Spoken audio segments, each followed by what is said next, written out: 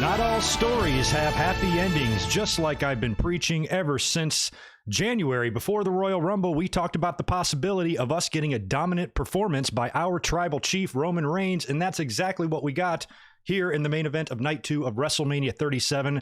I thought that was a great way to close the show. I think a lot of people are shocked. We got a lot of stuff to discuss and talk about in terms of the main event and Night 2 in general. But, you know, overall, I want to hear y'all's feedback right away. Give me your number grades, 1 through 10. Give me your letter grades, A, B, C, D, or F.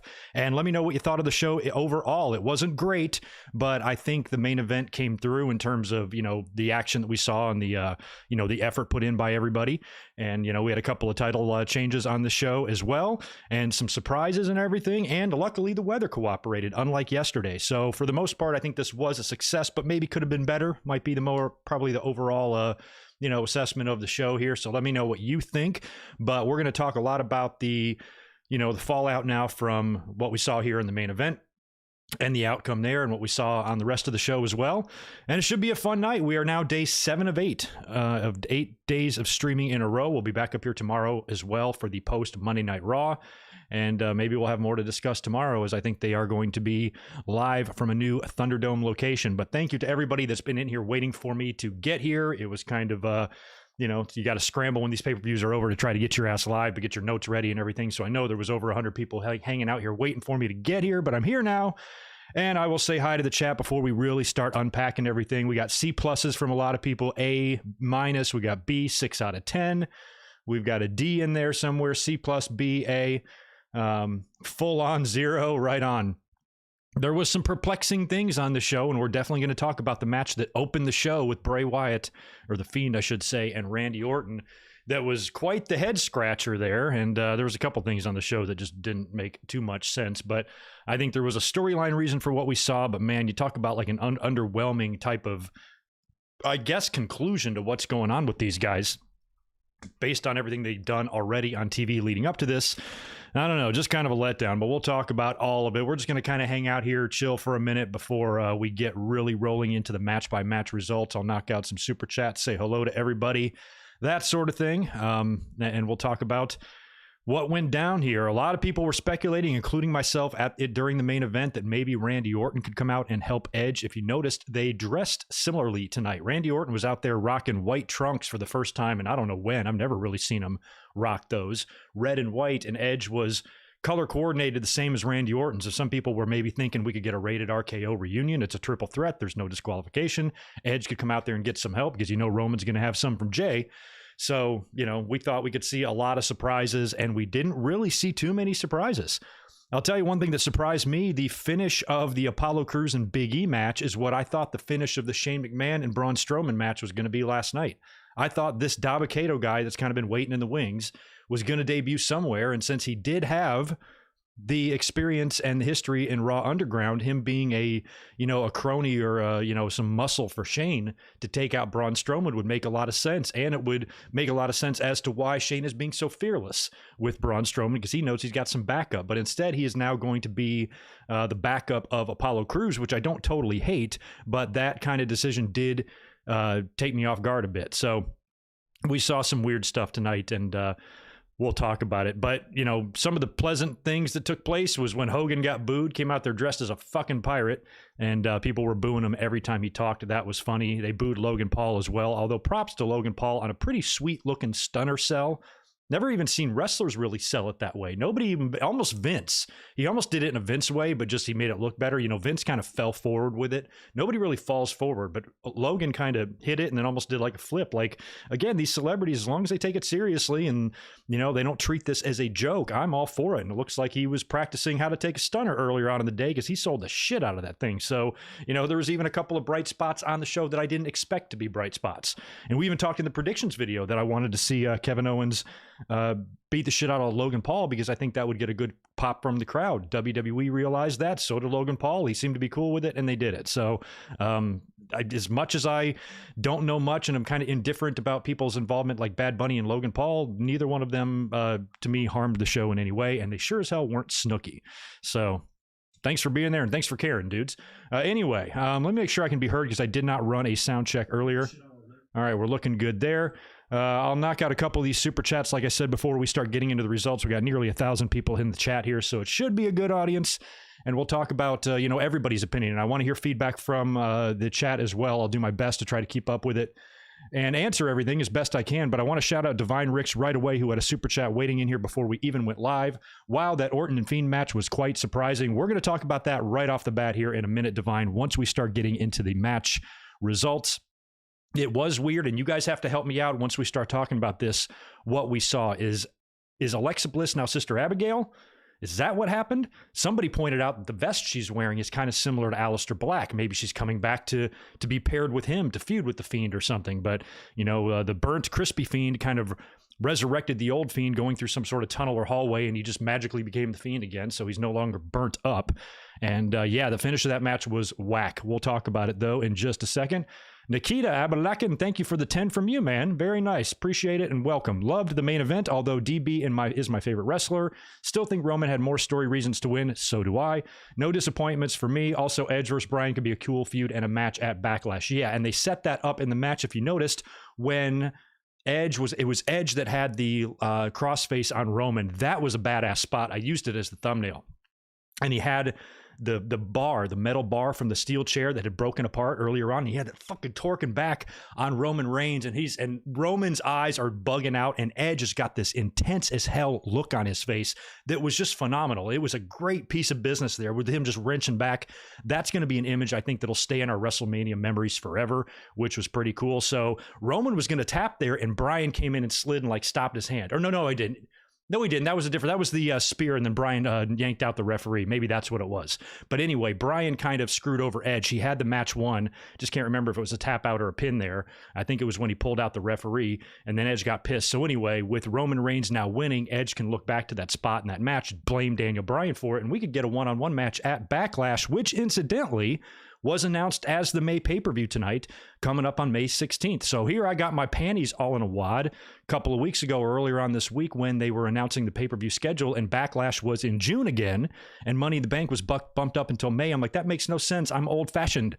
I like my Backlashes after WrestleMania. So looks like it's back in that spot now, and they're even naming it WrestleMania Backlash. That's the way it looked to me. So that's coming up in May, and we might get Daniel Bryan versus Edge one-on-one. Maybe Roman has a completely new challenger. Like I mentioned last night in the predictions, I said if Roman retains and Apollo Crews wins the Intercontinental title, I think Big E can be the perfect challenger for Roman Reigns if Daniel Bryan and Edge go off on their own. Those are the scenarios we laid out just last night, those what-ifs. Something happens in the match, causes the issue between Daniel Bryan and Edge. Roman Reigns wins, retains the title. Edge and Bryan can now have their match at the next pay-per-view, leaving Roman Reigns with an open challenger because he pinned them both tonight. So there's really no room to go forward, right? So you would think Edge and Bryan here can have their little feud now, and Roman's wide open for a new challenger. Big E just dropped the IC strap in kind of a fucked up way. It's not like he got beat clean. A giant monster attacked him. There you go. I think the scenario we laid out last night is very likely to possibly come true. So we'll see. We'll find out a lot, I guess, this week on SmackDown. But I'll dig deeper into why I was happy with the main event, and we'll see if you guys agree with me or not. I'll try to gauge the feedback on Twitter as well as best we can. Barry, what's up? Thanks for $2 from you. Both of these shows were completely awful. I don't think they're completely awful. Man, that match last night with Sasha and Bianca, they did the main event spot proud. Was it the best match of all time? No, but it held up, and they managed to, they rose to the occasion on the stage they're on. Basically, I think they did the main event slot. They did it proud. K-Dogs Kennel, appreciate the 5 from you. What the heck do you do with the Fiend now? Seemed like he would go over against Orton tonight. I know, man. He looked like he dropped some weight. As soon as he came out, my girlfriend, she goes, he looks different, and I immediately started thinking of all the online rumors about Bo Dallas potentially playing a Fiend and there being 2 of them or something. And I'm like, man, maybe that's Bo Dallas under there. We haven't seen him in a while, and he could have grown his hair or whatever. He looked just a little bit different. But then as the match went on, you could hear him breathing, and it was definitely Bray Wyatt's voice. You could hear. So then I was like, oh, that's him. I do think he trimmed it down a little bit, even with a beautiful dive off that big Jack in the Box to start the match. That's why I was like, maybe it is Bo Dallas. He's moving around pretty good in that ring. I thought for sure it was going to be the Fiend winning here and whatever. But now with this happening, I don't know if there's a whole different twist now taken in that storyline with Alexa Bliss, which we'll talk about. that maybe makes it okay for him to drop the match here. Just not the way I expected it to go. They've dropped the ball a lot of times, or they've fumbled it a lot with The Fiend. But anyway, we'll be getting into that. Divine Ricks, 5 more from you. Thank you, man. How Roman Reigns stacks them for the pin was classic. That was badass. Wasn't expecting that. It reminded me a lot of WrestleMania 34 when everybody was just kind of assuming that Roman Reigns was going to go in there and beat Brock Lesnar. And what happened? Brock put him down, left him laying in blood and piss and, you know, in urine just right in the middle of the ring. So, you know, Roman got worked over. And it was like he didn't get the babyface victory like we thought WWE was going to give us. Somebody pointed out too, I believe this was Roman Reigns' first title defense at WrestleMania. Is that correct? Every time he's either been a challenger or not wrestling for a title at all. And he retains. And I think that's kind of the way it should be. I think he should be the guy that's going to fill those, like, you know, if WWE is going to have one sort of unbeatable man like Brock used to be, who only lost on extreme occasionally levels, or a Brock Lesnar or something like that, or a John Cena, I should say, you know, then Roman needs to probably retain in his first title defense out, especially as a heel. So lots of reasons for it to make sense for them to do what they did. Ratnick, appreciate 5 from you. Lots of 12-year-olds crying, saying their favorite wrestler didn't win. 12-year-olds, they weren't even alive when Edge retired, unless they're talking about Daniel Bryan. I'm sorry, I thought the 12-year-olds would like Roman Reigns. They did a couple years ago. Well, I'm sorry for that, 12-year-olds. That's a bummer. That's the way it goes. There's some more letter grades. All right, at least that catches us up, I think, for the moment. And Alex, thank you for that as well, man. I missed that one earlier. Really loved that main event. I thought Edge was going to win, but pleasantly surprised that it was Roman. He's definitely going to have a long run with the belt. Keep up the great videos. Thank you so much, Alex. And I do believe you support us on Patreon as well. So you are the best. Up, we got some more there. Fitness Night, $2. Thank you very much. Can you do a live watch of Backlash 2000? That might be fun. Maybe I will. I need to do a Backlash since that's kind of topical right now. We need to do some for April and May. That could be a good one to do. I'd be into it. Super Fluffy Toaster, thanks for the $5 from you. I think my favorite moment was Riddle bloody after his match with Sheamus. He looked like such a doofy idiot. I love that Sheamus and Riddle match. That was really good. The shit backstage earlier too with Rob Van Dam was hysterical. And yeah, Riddle took that broad kick off of that backflip or springboard or whatever right to the mush. And he was bleeding bad. But Sheamus earned that victory. He's been working his balls off all year. Great matches, and he's been coming up on the losing end in a lot of those matches. So props to him. He did great tonight. And he won a belt that he deserved.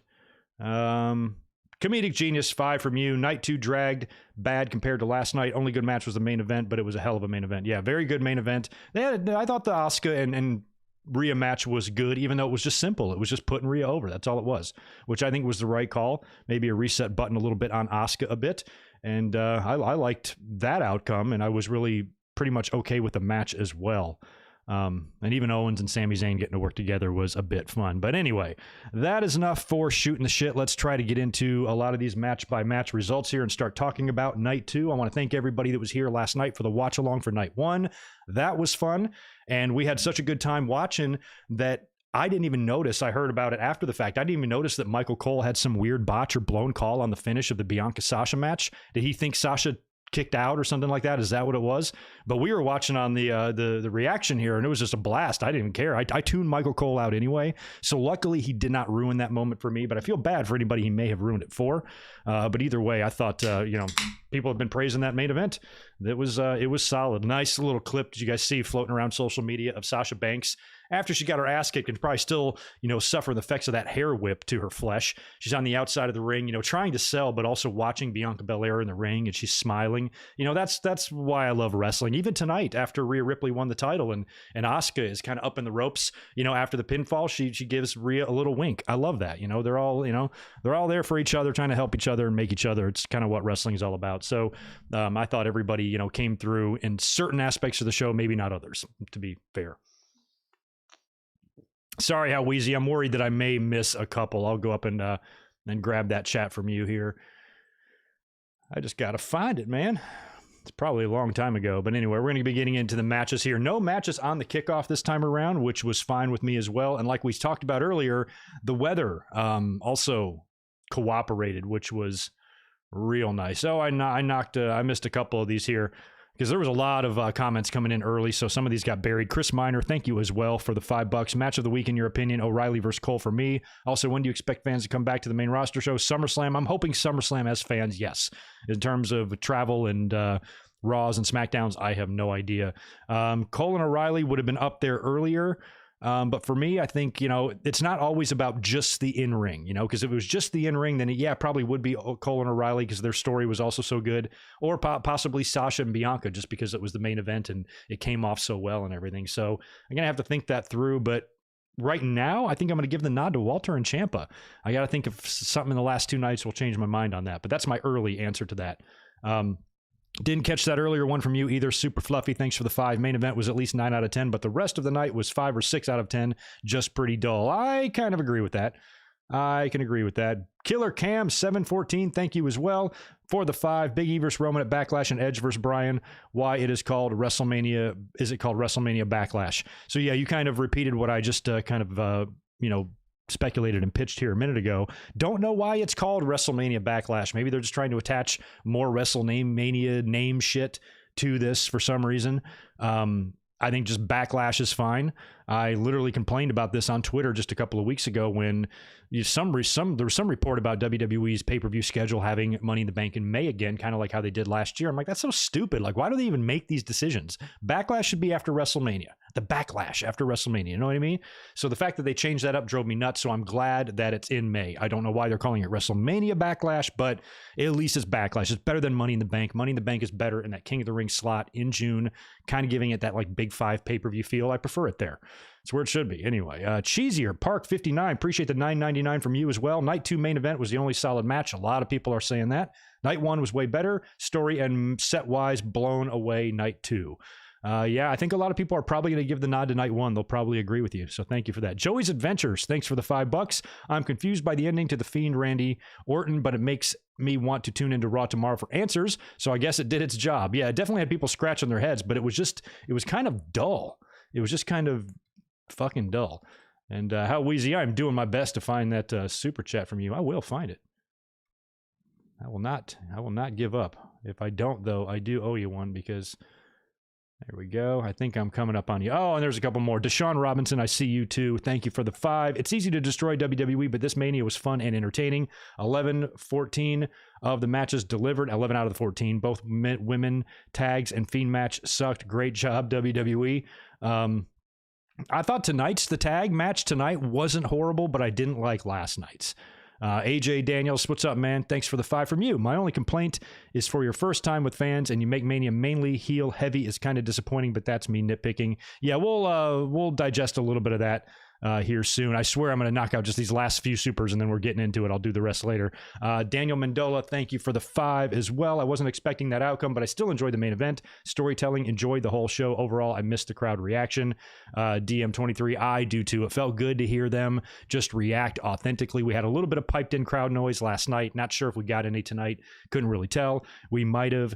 Hearing them sing Sami Zayn's theme was pretty fun just to hear that again for the first time. It was just nice just to see people there, man. You know what I mean?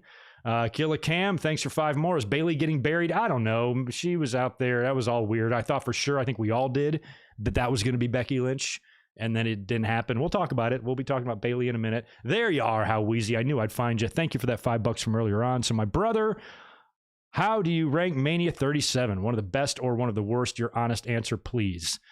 Definitely not one of the best, but definitely not one of the worst. It probably sits somewhere in between. I have to think about it a little bit more, thoroughly and think of it that way because we are, still in pandemic era. This is a shitty build and everything, and it was bad weather, and there's a few speed bumps and, a couple things that weren't right. So it definitely ain't one of the best, but it wasn't WrestleMania 11 either. So it probably lies somewhere in between.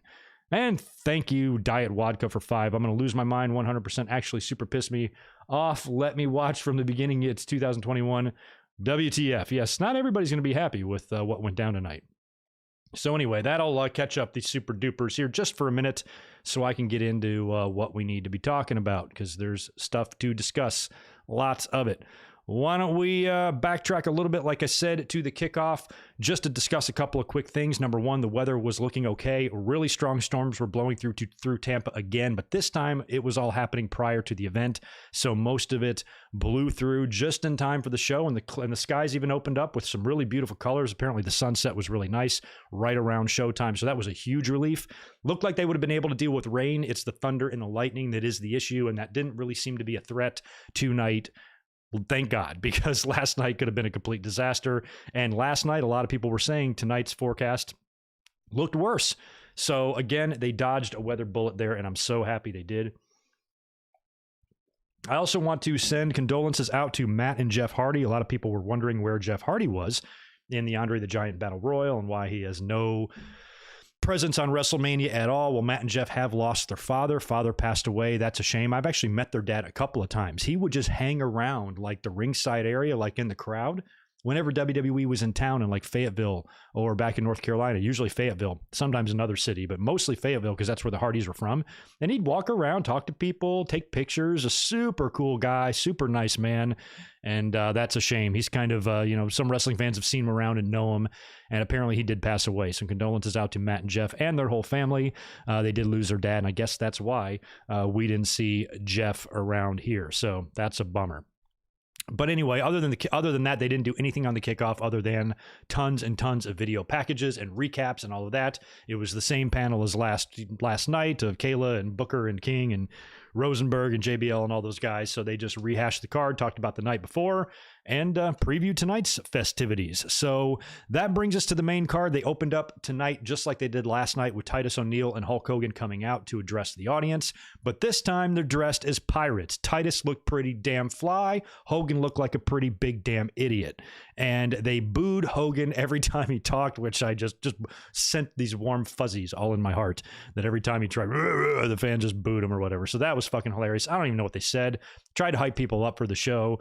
I guess it was better than last night because Hogan looked so damn ridiculous. And last night, I think they did the right thing with Vince opening it up with the talent being on the stage because we were all wondering who would get the first entrance. To have everybody out there was probably the right call, and then send out Drew right after that. So it was a really nice kind of introduction by Vince. And we've even mentioned on the channel that we've wanted him to do that WrestleMania kind of intro again. So we kind of got that last night. So this didn't feel quite as magical. And like I said, Hulk Hogan looked like a complete buffoon out there in that pirate getup. But that was that. And we opened up with the first match that we already knew about. WWE announced this, I think, earlier on in the day or maybe yesterday, that the Fiend and Randy Orton match would open the show tonight. So that is kind of interesting.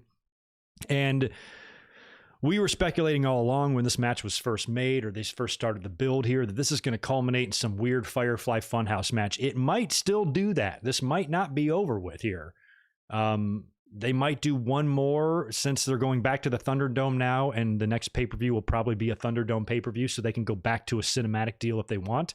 It might have been, you can't do it at WrestleMania if there's fans there because, you want the fans to see all the action in the ring. So this was a regular match, which surprised me, when there's basically multiple attempted murders here, that this is only going to be a regular match with a referee and breaking holds at the count of 5 and shit. I thought there would have to be some stip kind of attached here. There really wasn't, and it was just a regular match. So Randy Orton comes out first. Like I said, he's decked all in white with some red. Looked really good, and we get basically a shot on the video wall of the burnt, extra crispy Fiend walking through this tunnel or this entranceway, and he kind of just magically turns back into the normal Fiend, completely unburned and all of that. So he's kind of back to being himself. Then we get the Firefly Funhouse music in the audience, and out comes Alexa Bliss wearing some really wild makeup on her face, and she comes down to the ring, and they've got the big Jack in the Box set up there, which I should have seen that coming the way they've been doing the Jack in the Box on TV. I'm like, oh, they're probably gonna have a big one on WrestleMania because anybody who comes out of a box is over, right? So she starts winding it up, and I don't know. I think the lights go down and the Fiend music starts or whatever, and he just rises up through the box in a pretty cool entrance. Then he's back to his old Fiend stuff. Seems to be fine. Did look a lot slimmer. I thought at first maybe that was going to be Bo Dallas, and we're going to have the crispy Fiend come in and attack Randy Orton. He's going to have to deal with 2 of them or something like that. But it appeared, shortly after that wasn't the case. He dives off the box into the ring to clothesline Randy Orton. The match starts. They have their match. The Fiend is back to kind of being his old self. No selling everything, and including a really nasty looking slam that Orton hit him with on the announce table, and he just bounced right back up and put the mandible claw on Randy Orton. So it was one of those deals where he is just not selling any of the offense at all. So finally, they're both back in the ring at some point, and Alexa Bliss, who I don't know if she went in that box and came out the front or whatever she was doing on the outside while the match was happening, but she's now sitting on top of the box in this like black leather vest, and this just that black shit that Randy Orton was spitting up on TV is just pouring down her head, and it's just coming down her head, and it just distracts Bray Wyatt. He seems confused by it.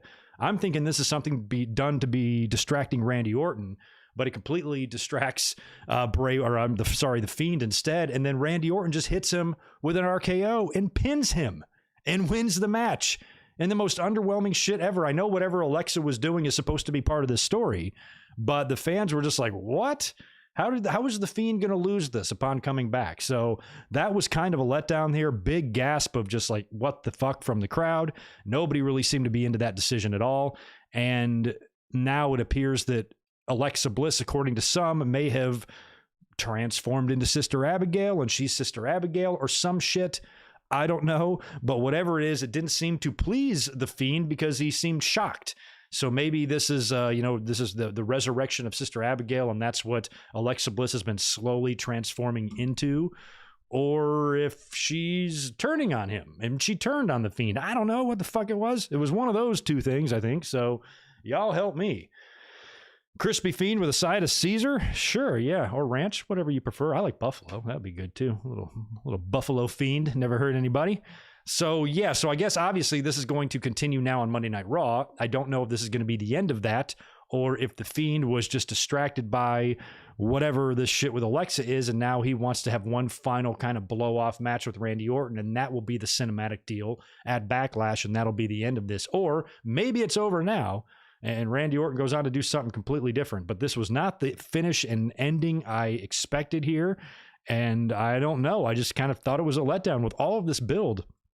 It was just like, this is WrestleMania. This is where all your crazy shit is supposed to happen. And this was anything but. So this is like at least the third time now that we've had like a monumental disappointment as it relates to the Fiend. You trace it back all the way back to that Hell in a Cell with Seth Rollins when they did that goofy ass finish and X-Pac lost his mind on the watch along on the YouTube channel over it. And then right after that, you send the motherfucker as champion into Saudi Arabia to get beat by Goldberg. And now you just RKO him and pin him in his return match after he'd just been burned to death. I don't know. I just totally weird. So I kind of thought this might be, with this new character of the Fiend, what's cool here is eventually at some point we have to start talking about if this character will eventually turn back into the old original Bray Wyatt, which I think in time he will do. Whether that's, in the near future or the distant future, I don't know, but it could be like an Undertaker thing or maybe like a demon thing with Finn Balor, that he brings this back every so often. So if he does turn back into regular Bray Wyatt and he's regular Bray Wyatt for a while, for a few years, then we can start talking about, is he ever going to go back to being the Fiend again? So they can keep kind of going back and forth here, like Demon Finn Balor and regular Finn Balor, like badass Undertaker and Dead Man Undertaker, shit like that. So this might be something that he slowly comes out of wherever the end of this current storyline direction is going. So a lot of people consider this match to be a huge disappointment, and I did too, because even after the match, I think the lights, after he gets RKO'd and loses, Randy Orton just leaves, and the Fiend gets up and he starts just staring at Alexa on top of the box, and he seems to be really confused, and then all the lights go out. And then when they come back up, everybody's gone. And the fans just kind of let out this chorus of boos like, really? That was it? This is what you guys came up with? What the fuck? So, yeah, all in all, that was kind of a letdown there. Kind of a bummer. Randy Orton beats the Fiend again at WrestleMania. Man, the Bray Wyatt just gets shit on at WrestleMania. Does he not? Man, does this dude ever have a good time at that event? Randy Orton last year fought... Oh, shit, help me out. I don't remember. Oh, he fought Edge last year. Remember? The whole empty arena deal. So anyway, that was the first match on the card. We cut backstage to Hulk Hogan, Titus O'Neil, and Eric Bischoff. hanging around backstage. Bayley then interrupts, and she's just talking shit and having a good time. So that was funny.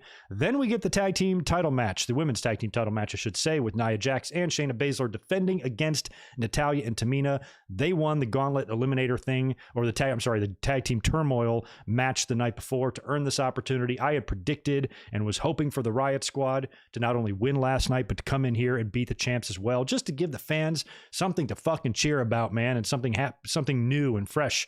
But we didn't get that. Natty and Tamina won last night instead in a really bad match. This one was not horrible.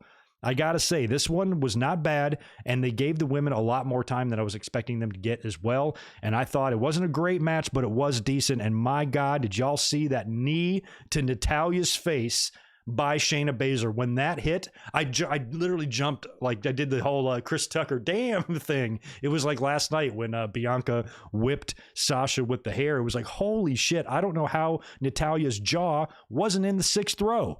Got knocked right out. She might have been missing a couple of chiclets, couldn't tell. I was immediately looking for blood, didn't see any, but she got whacked. And I think it's safe to say that thigh slapping is probably okay again in WWE, because we saw a ton of it tonight. Even though Natalya ate that knee, she still, you still heard the thigh slap from Shayna. So I hope Natalya's all right, because that was super gnarly. After that, she survived a few more knee strikes by Shayna Baszler into near falls, and eventually is able to hot tag in Tamina. And Tamina's going crazy in there. She even counters at one point a Kirifuda clutch into a Samoan drop for a really close near fall. And then she gets kind of worked over a little bit by Nia Jax, who's just shit talking her. And Tamina goes up and tries to hit Nia Jax for a body slam and kind of does it, although it was much more of a Luger on Yoko hip toss type of thing than an actual body slam. And then Tamina goes up to the top to try to hit the big splash on Nia Jax. Nia Jax moves, nobody home, and Natalya comes in to lock in the sharpshooter on Nia Jax, but Nia's not the legal woman. Shayna Baszler is. She scoots in under the bottom rope, comes up behind Natalya as she's got the sharpshooter on Nia and locks her in the Kirifuda clutch, and Natalya has to tap out and the champs retain. So that was not a horrible match. I mean, the women were fighting their ass off. Tamina looked like she was in a war. It must have been hot or humid in Tampa. She was sweating her ass off, and I thought they did okay, but, and it was definitely better than last night's tag match. But again, the fans, I think, were disappointed in the outcome. When Shayna and Nia won, yeah, they got booed because they're heels, but the booing was more of a disappointed booing than just, oh, boo the heels or whatever. They're like, oh, man, for real? So I think people are just kind of over Nia and Shayna Baszler. So am I. I'm ready to drop the titles, and let's get that done soon, please. Anyway, what was next? We'll do one more match, and then we'll cruise back over here to the chat and see what we can answer and talk about before finishing the last ones. After that, we get Kevin Owens taking on Sami Zayn. Sami Zayn comes out there first, and he introduces Logan Paul, who comes out there to a whole bunch of booing as well. That was great. Sami Zayn's dancing around to Logan Paul's theme music there. So he parks himself on the outside of the ring. Luckily, we didn't really have to worry about him on commentary for this match. He was pretty much just sitting out there. And Owens, right off the bat, Owens makes his entrance. Of course, he's wearing that awesome WrestleMania 5 themed shirt. And he comes out there and immediately hits a pop-up powerbomb onto Sami Zayn. Right away, right at the beginning of the match. Luckily, Sami is smart enough to roll underneath the bottom rope and get away. The match is on now. And I think this is probably a really cool moment for them. I'm happy for Sami and Owens, who go so far back. They had their first match against each other when they were like 19 years old.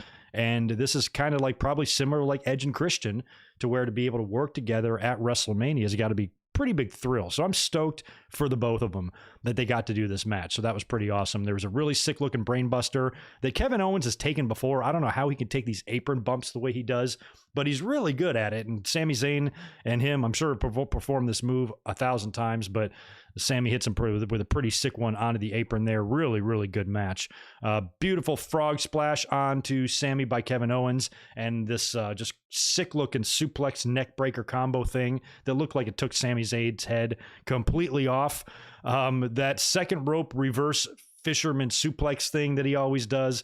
He hit one of those onto Sami Zayn. Sami's just getting his ass kicked here, but then he recovers to hit a ridiculously sick haluva kick right onto Kevin Owens, similar to the one that he hit on SmackDown a few weeks back when Kevin Owens is on commentary and he just came out of nowhere and nearly took his head off.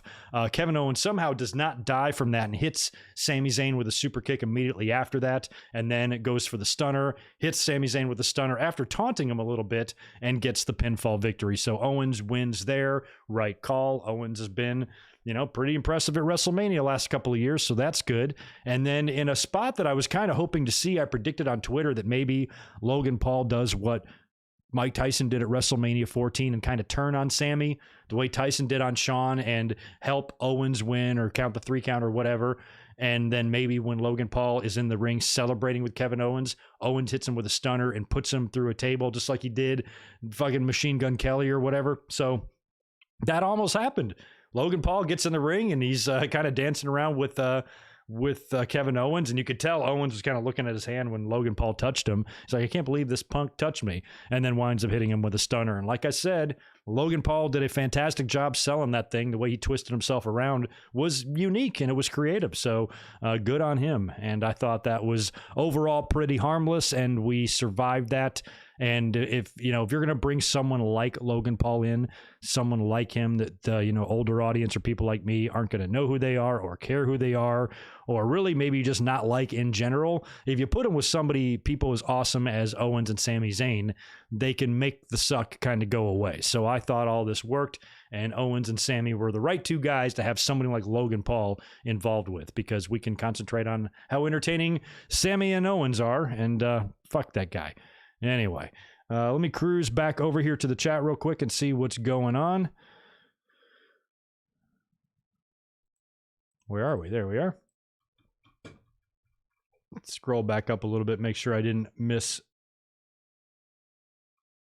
anything. I did miss a couple. Oh, shit. Sorry, Spectre, for the $1.99. Missed my super chat from earlier. It's just a huge thank you. Well, thank you, man. It's probably going to be hard for me to find that, but thanks for being here. You're always here and a great listener, great supporter. I appreciate that. And yeah, tonight, since the chat is going to be a little bit larger, so is the audience, there may be a super chat that I don't see. If I do that, I'm really sorry. I will do my best, though, to hit them all. And if I don't, I owe you one. Divine Ricks, what was my favorite match of the weekend? Still trying to figure that out. The early nod was going to Walter and Ciampa. I like the moment of Sasha and Bianca, even though I think Ciampa and Walter was in the ring a little bit better. Sasha and Bianca, man, they just came through on that stage, man. I can't say enough good things about them. But I still might go with Ciampa and Walter. I'll think about it. We'll talk about it more tomorrow. We got to talk about Broken Skull Sessions too, so remind me about that. Cheesier Park 59, thanks for 5 more from you. Appreciate the content you've been giving. Been a fan since I first heard your reaction of WrestleMania 31. Wow, it was a few years back.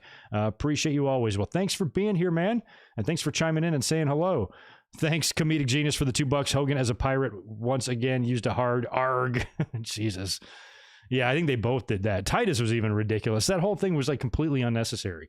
If you're gonna have Hogan, if you're gonna have them out there, just like do something fun. Have Becky come back. Becky, you fucking troll. They trolled us twice. She made us think she was coming out last night, and then they set us up to be disappointed here when Bayley would come out there and mess with Hogan and Titus later on. Such a bummer, man. Especially when she was out there making such a stink, and then it turned out to be the Bellas. I'm like, are you kidding me? Oh, the Bellas, you gotta be shitting me, man. No.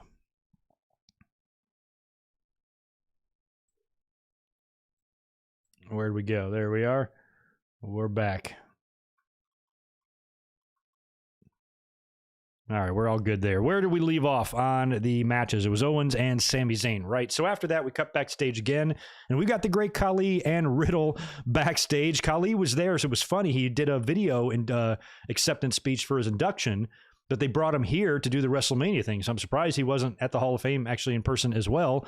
But he was there hanging out with Riddle, and then RVD shows up. Riddle literally marks out. The same thing happened just on the internet. This is probably why they did this segment, because I think Riddle was on the bump yesterday or something like that, doing an interview, and RVD walks by and Riddle like loses his mind, brings him in. They do kind of the interview together, and Riddle literally looks like he's marking out like a 5-year-old girl. It was hysterical. So they kind of recreated that here. RVD shows up, Riddle's freaking out, and he says, he was already pitching ideas to Khali about having a giant store where they can sell everything giant and big things and giant scooters, because he's got a pretty sweet scooter. And then when RVD comes over to him, he says that they need creative branding, and he goes like, RVD's rolling papers, and he basically just gives Riddle some rolling papers right there. That's hilarious that WWE, we're gone from finding wrestlers to giving out rolling papers live on WrestleMania. WWE should encourage their talent to smoke weed, especially considering how bad demons have been for wrestlers in the past with the drugs and alcohol.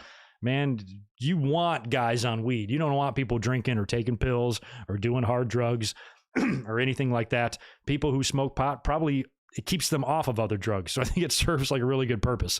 Let your guys eat some edibles or something. What's the big fucking deal? So I'm hoping WWE is lightening their stance on pot since they're making jokes about it on TV. But, then again, they were making jokes about it back in the day, and I don't think you were allowed to do it. But that was pretty funny there.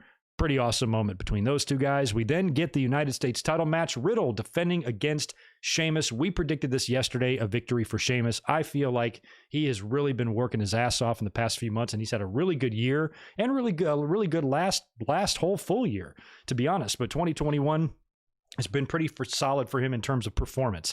He hasn't been winning all the time. As a matter of fact, he's been losing a lot to all the top guys, but giving guys like McIntyre and others and Lashley really good matches, and he's been working his ass off. Probably the best he's ever looked in the ring in his career is going on right now. So we speculated on the channel a couple weeks back that, once they did that backstage segment with him and Riddle on Raw, I'm like, there you go. It feels like Sheamus is going out there every night and just busting his ass in a losing effort. WWE maybe realizes this too and say, you know what? You're going to have to go out there and just eat shit with Drew and Lashley for a little while. We're going to give you the U.S. title as a consolation prize, a little attaboy. So I kind of feel like that's what this was. With Matt Riddle here. So this is a really good match. If you like that just hard hitting, just wet flesh smacking other wet flesh, that's the type of match you are going to get here. And it started off, pretty much like that right off the bat. And these guys have worked several times on TV before, so it's not like this is a new match or anything, but they really came through in terms of the physicality. I don't know how anybody does a Spanish fly or moves like that, but Sheamus is up on the top rope at one point, and Matt Riddle does that run. Kurt used to do a version of this too, where he would do like a running belly to belly, but Matt Riddle ran all the way up there. They're both on the top rope, and just like it's a belly to belly, but it's basically like a double backflip. If I try to do a backflip at all, I die, much less doing one off a top rope while somebody else simultaneously backflips with me.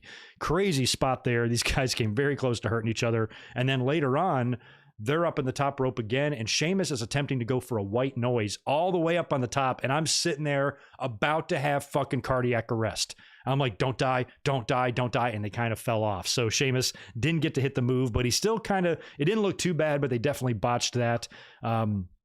Riddle later on would wind up hitting a jackhammer for a near fall onto Sheamus, and he hit it pretty well. I'm like, I would love for him to use that as a finisher, just to troll Goldberg, just to get under his skin, just to drive him fucking crazy, because it will. That would be hilarious if Riddle started using that on a regular basis, but we'll see. Like I said, a near fall there. The finish was crazy. You got Riddle going for a springboard moonsault, I believe, off the second rope, and Sheamus kind of just comes up with a kind of a modified bro kick, bam, right into the upside down face of Riddle, knocking him out completely and getting the pin. And Riddle comes up after the loss with a mouthful of blood, so he got tagged hard right in the face. Like I said, if you like those physical type of hard-hitting matches, this was that. So congrats to Sheamus, man. That's really, I've kind of always been indifferent about Sheamus. I really don't like him on top per se, but I've always appreciated that he can just go in there and just go. He can just have good matches, and he's been a solid performer, and this is a title he's definitely earned 100%. So I like me some Riddle and everything, but Sheamus losing here, it would have been almost like one too many losses for me for him, just how hard he's worked. So kind of figured he was going to be the guy here, and I'm happy to see that. I did not think we would get both of these titles changing hands. We predicted yesterday Big E to retain here in the Nigerian drum match, but we also acknowledged the possibility of Big E dropping the Intercontinental title here so he can challenge Roman Reigns. because we're thinking we might get a feud out of Daniel Bryan and Edge. We talked about all of this yesterday. That's kind of what happened here. So now there's a chance for Big E to go on to even better things, because it's not like he got beat like a chump here. He had a pretty cool entrance. Wale played Big E to the ring, which was cool. And this, of course, was a Nigerian drum match. We didn't really know what the hell that was, but they did have some drums out there and a ton of weapons, kendo sticks, shit like that. That came into play right away. When they started brawling, the match kicked off. Big E does his beautiful big diving suicide dive through the middle and top rope there onto Apollo, onto the floor. Kendo sticks were out right away. I think even some chairs were as well. They get the stairs out, and I think Apollo's trying to make a Big E sandwich out of the chairs by wedging him in between there. And Apollo winds up getting Uranagi'd off the apron onto the stairs after Big E gets away from the Big E sandwich. That was pretty funny. Apollo, then near the finish, I love the way he missed the splash through the table. There was something about it. They had a table set up in the ring. Big E is on it. He goes for like the frog splash, or that really beautiful looking splash that he has. Big E moves and he just crashes right through the table. And he just kind of like laid, just the way he slumped there, I thought looked really good, and just looked not exactly like most table bumps that you see. So that was good. I thought that was going to be the end. Big E was just going to bring him up, pick him up, and hit him with the big ending and retain. But that's when Big E is attacked from behind by Dabba-Kato, a guy who we predicted to be in the finish of the Shane McMahon match last night. I thought Shane would beat Braun Strowman by debuting Dabba-Kato, a guy that was ripping heads off in Raw Underground. They already have a history there. It would make sense, and would make a lot of sense as to why Shane is so confident in, talking shit to this guy that's twice his size and much, much, much younger than him. So I thought we would get this finish last night. We get it here instead. Dabba-Kato attacks Big E. Apollo pins him, wins the Intercontinental title, and now Dabba-Kato is going to be backing up Apollo Crews. That I like. No issue with that at all. That's going to make Apollo Crews even stronger, that he's got this mercenary with him or whatever, and he's kind of dressed in some, I don't know what he's dressed in, but he looks good. He looks intimidating, and now Apollo's got some backup, a bodyguard muscle, whatever you want to call it. The only thing I don't like about this is these idiot fucking announcers, and whoever's decision this is in WWE. I know WWE, you guys think we're stupid. I understand that, but come on here. For these announcers to not know who this guy is, look at the size of him. They're putting him over like it's fucking Giant Gonzalez in the Royal Rumble, and even that was a little bit ridiculous because we had seen this guy on TV before in WCW. They act like he fell out of the fucking sky. It wasn't even that long ago that he was on Raw Underground. Where the fuck do you think Apollo Crews found this guy? Back then, Apollo was on Raw, probably walking around backstage. Look at there, Apollo, Raw Underground, this big motherfucker. He discovered him there. Why don't you guys remember that? Apollo discovered him and was probably aware of him from Raw Underground, yet the announcers are making it sound like he's this brand new guy that we had never seen before. Come on. I understand that you kind of wish you could go back and maybe not debut him in Raw Underground so you could debut him for the first time here, but let's not pretend that it didn't exist. I know we dropped the angle and everything, but come on. I think I would have just had so much more respect if, like Corey Graves, the guy that tries to be more realistic in the voice of reason and shit like that, has his own podcast, very edgy and shit like that. He should have been the one to be like, Cole, we remember this guy. We saw him back when we did Raw Underground. It's like WWE doesn't want to acknowledge the fact that they did that. Guess what? You did, motherfuckers. You put it on TV. You can't undo it. So you need to own these stupid decisions that you make, or these regrettable ones. I didn't even think Raw Underground was that stupid. I thought they should have ran further with it, but they dropped it. But you know what? That's your problem. If you've decided against something, you can't pretend that shit didn't happen. So just a little tiny acknowledgement from the announcers about that we have seen this guy before would have at least added some sort of, realism to it, instead of like, who is this guy? Some monster. Come on. Just on TV, on your own goddamn network, with you on the call, with a headset on your big fat fucking head when this guy was on TV, and you still act like you don't know who he is. Anyway, that's my Dabba-Kato rant there. But anyway, Apollo's your new Intercontinental Champion now, and that's a pretty big deal. Back-to-back IC and US title changes on WrestleMania. I don't think we've seen that, at least in back-to-back matches, in a while or ever. And that's a pretty big deal for Apollo Crews, a big title win for him too. We've had some pretty big wins, some championship victories here with all of the women doing their thing. And now Apollo Crews taking the IC, title. There is, there's some fresh blood with championships. And Omos, big day for a big weekend for African-American wrestlers. If you think about it, the Omos and Big E and Bianca Belair, it's fantastic. So that's a big win for him. And I'm glad, because now when you have an Intercontinental title victory in the books at WrestleMania, you can't undo that either. This is now going to help make him and somebody say, hey, I actually got a one-on-one match. There was a lot of people on both nights of WrestleMania who had one-on-one matches that have never had them on WrestleMania before. Lots of new stars. Big E, Bianca Belair, Cesaro. I know there's more, there's probably more than that. Riddle is another guy. So there was a lot of kind of new blood at this year's WrestleMania. And in previous year's WrestleMania, when a lot of fans have said, I'm sick of WWE relying on the past and worrying and trying to build WrestleManias around stars of the past, they didn't do that here. Edge is back. Shane McMahon had a match. But other than that, it wasn't like that. It wasn't overrun with Triple H's and Brock Lesnar's and Undertakers and all that. This was a WrestleMania that went largely to the talent that's there. Even Edge, I don't even really look at as a star of the past or a legend. He's there with a contract. He's wrestling. He's there. He's not just a legend that's just, there twice a year. He's there.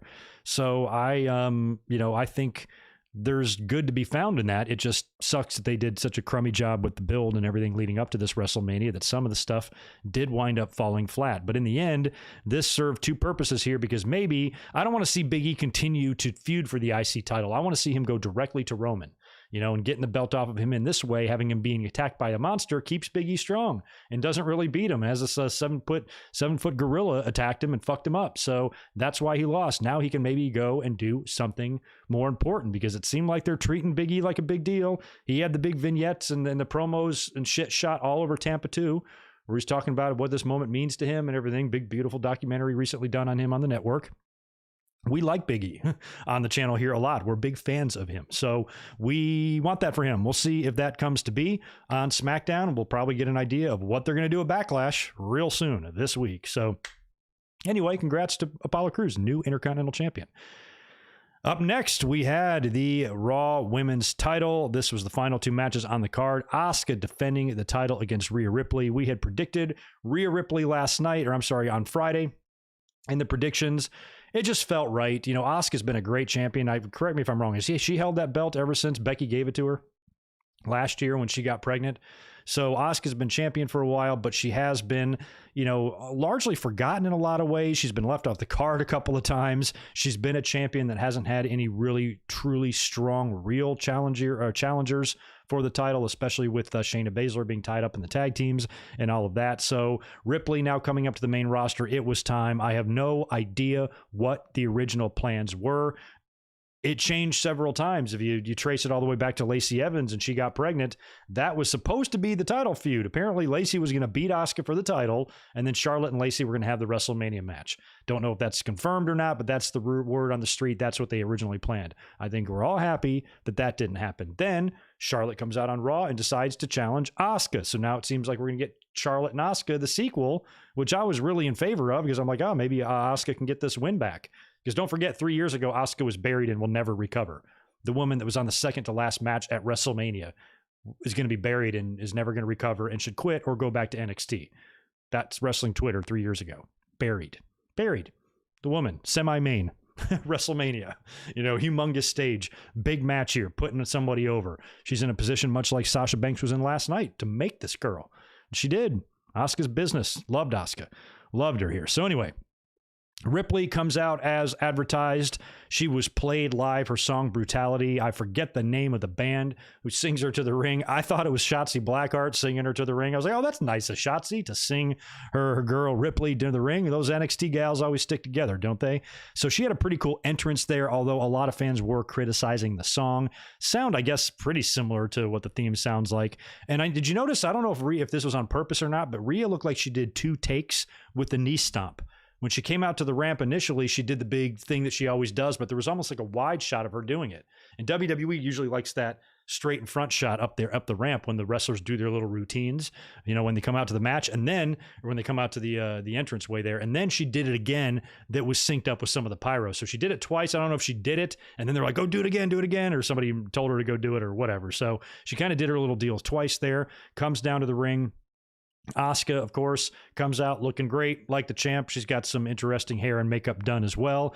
And Asuka was the aggressor early. She took it right to Rhea Ripley, but they didn't do a whole lot of extra stuff in this match. This was pretty straightforward. This was just a good, I don't know, 10 to 15 minute match these two had. I forget how long it went, or I didn't write it down, or I didn't check, but they weren't flying off the top rope through tables, no swerves, no craziness there. This match was a match one-on-one, much like last night, where Rhea Ripley is going to beat Asuka clean, just like Bianca did to Sasha Belair.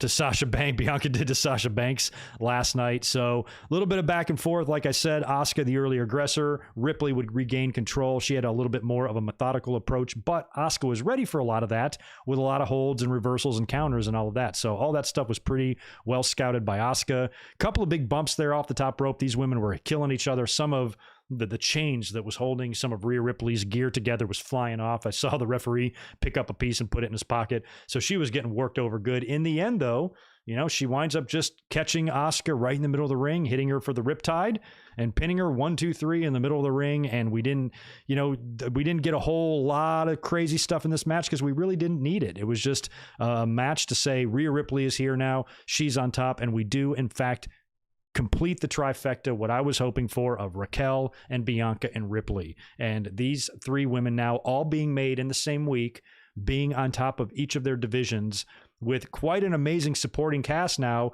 A lot of these women, multi-time world champions as well, with Asuka and all of the 4 horsewomen about to be active again once Becky gets back and Charlotte gets back in the fold.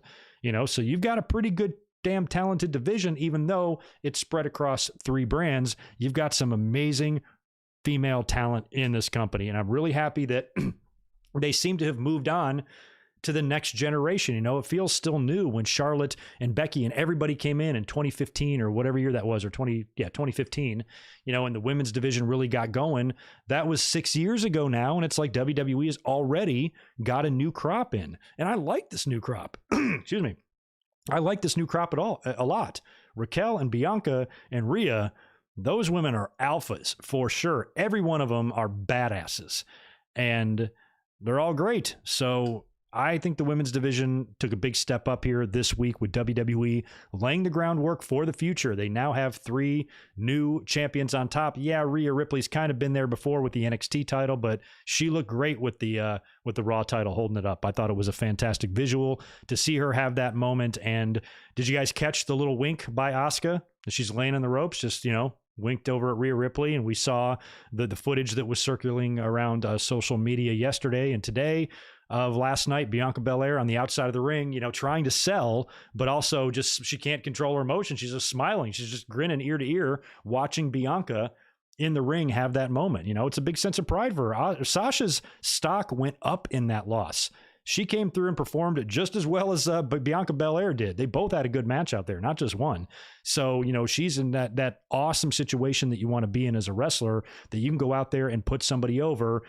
It's like the Brett and Davey thing at SummerSlam 92. Brett put him over, he won the title, and then a month later, they're like, man, this guy can be champ. So Sasha did a great job last night. She came through. She did her job just like Asuka did, and it was cool to see both women happy for their opponents. You know what I mean? So Rhea Ripley is now on top. I think that's a good breath of fresh air, something that Raw needs right now for Rhea Ripley. Hopefully she just won't turn around and drop that goddamn thing to Charlotte at Backlash, and actually maybe have a run and set her up for a big SummerSlam match or something like that. So now that she's champ, it's one thing to be champ. It's another thing to follow through. And Ripley is on one hell of a shitty brand that gives us 3 hours of nonsense every fucking Monday night. So I'm worried for her. But anyway, she's champ now. She's awesome. She's a badass, young, with a future ahead of her. And this is only the beginning for Rhea Ripley. So I was really happy with the outcome of that match. Hopefully you guys were too. Let me refresh, make sure I'm all good. We are. If you could do me a favor and smash that thumbs up button for me, I'd really appreciate it, because I know you guys have got a lot of options on YouTube tonight. And if you're here with me, I appreciate it, because everybody who does wrestling shit on YouTube is live right now. So the fact that you guys are here is awesome. I appreciate it. After Asuka and Rhea Ripley, that's when we get Titus O'Neil and Hulk Hogan coming out there again. And that's when Bayley comes out to confront them and starts complaining. The minute she showed up there, the fans start chanting Becky. I'm tweeting, here comes Becky. Everybody on Twitter, here comes Becky, here comes Becky. And what do we get instead? You can look, but you don't touch, or whatever the fucking horrible song is. And out come the Bella Twins. So you got Nikki and Brie coming out there. I thought when they came out there, they were playing the role of the New Day at WrestleMania 33. When they did that ladder match with the tag teams, and then out come the New Day, and you think it's going to be them. And they're like, oh, hold on a minute. It's actually going to be the Hardys, and fucking everybody popped. So that's exactly what I thought Nikki and Brie were there to do. I thought, because the WWE knows that we know that we're expecting Becky. So they want to kind of like, you know, keep teasing us with it and then finally give it to us, or, you know, make us think that everything else in the world other than what we're going to want to see is going to happen, and then give it to us at the end. And they didn't. I thought for sure they would come out there and, you know, talk some shit on the mic and say, you know, we would kick your ass right now, but we got a better person to kick your ass. Somebody named Becky Lynch or whatever. And then Becky comes out, music hits, crowd goes nuts.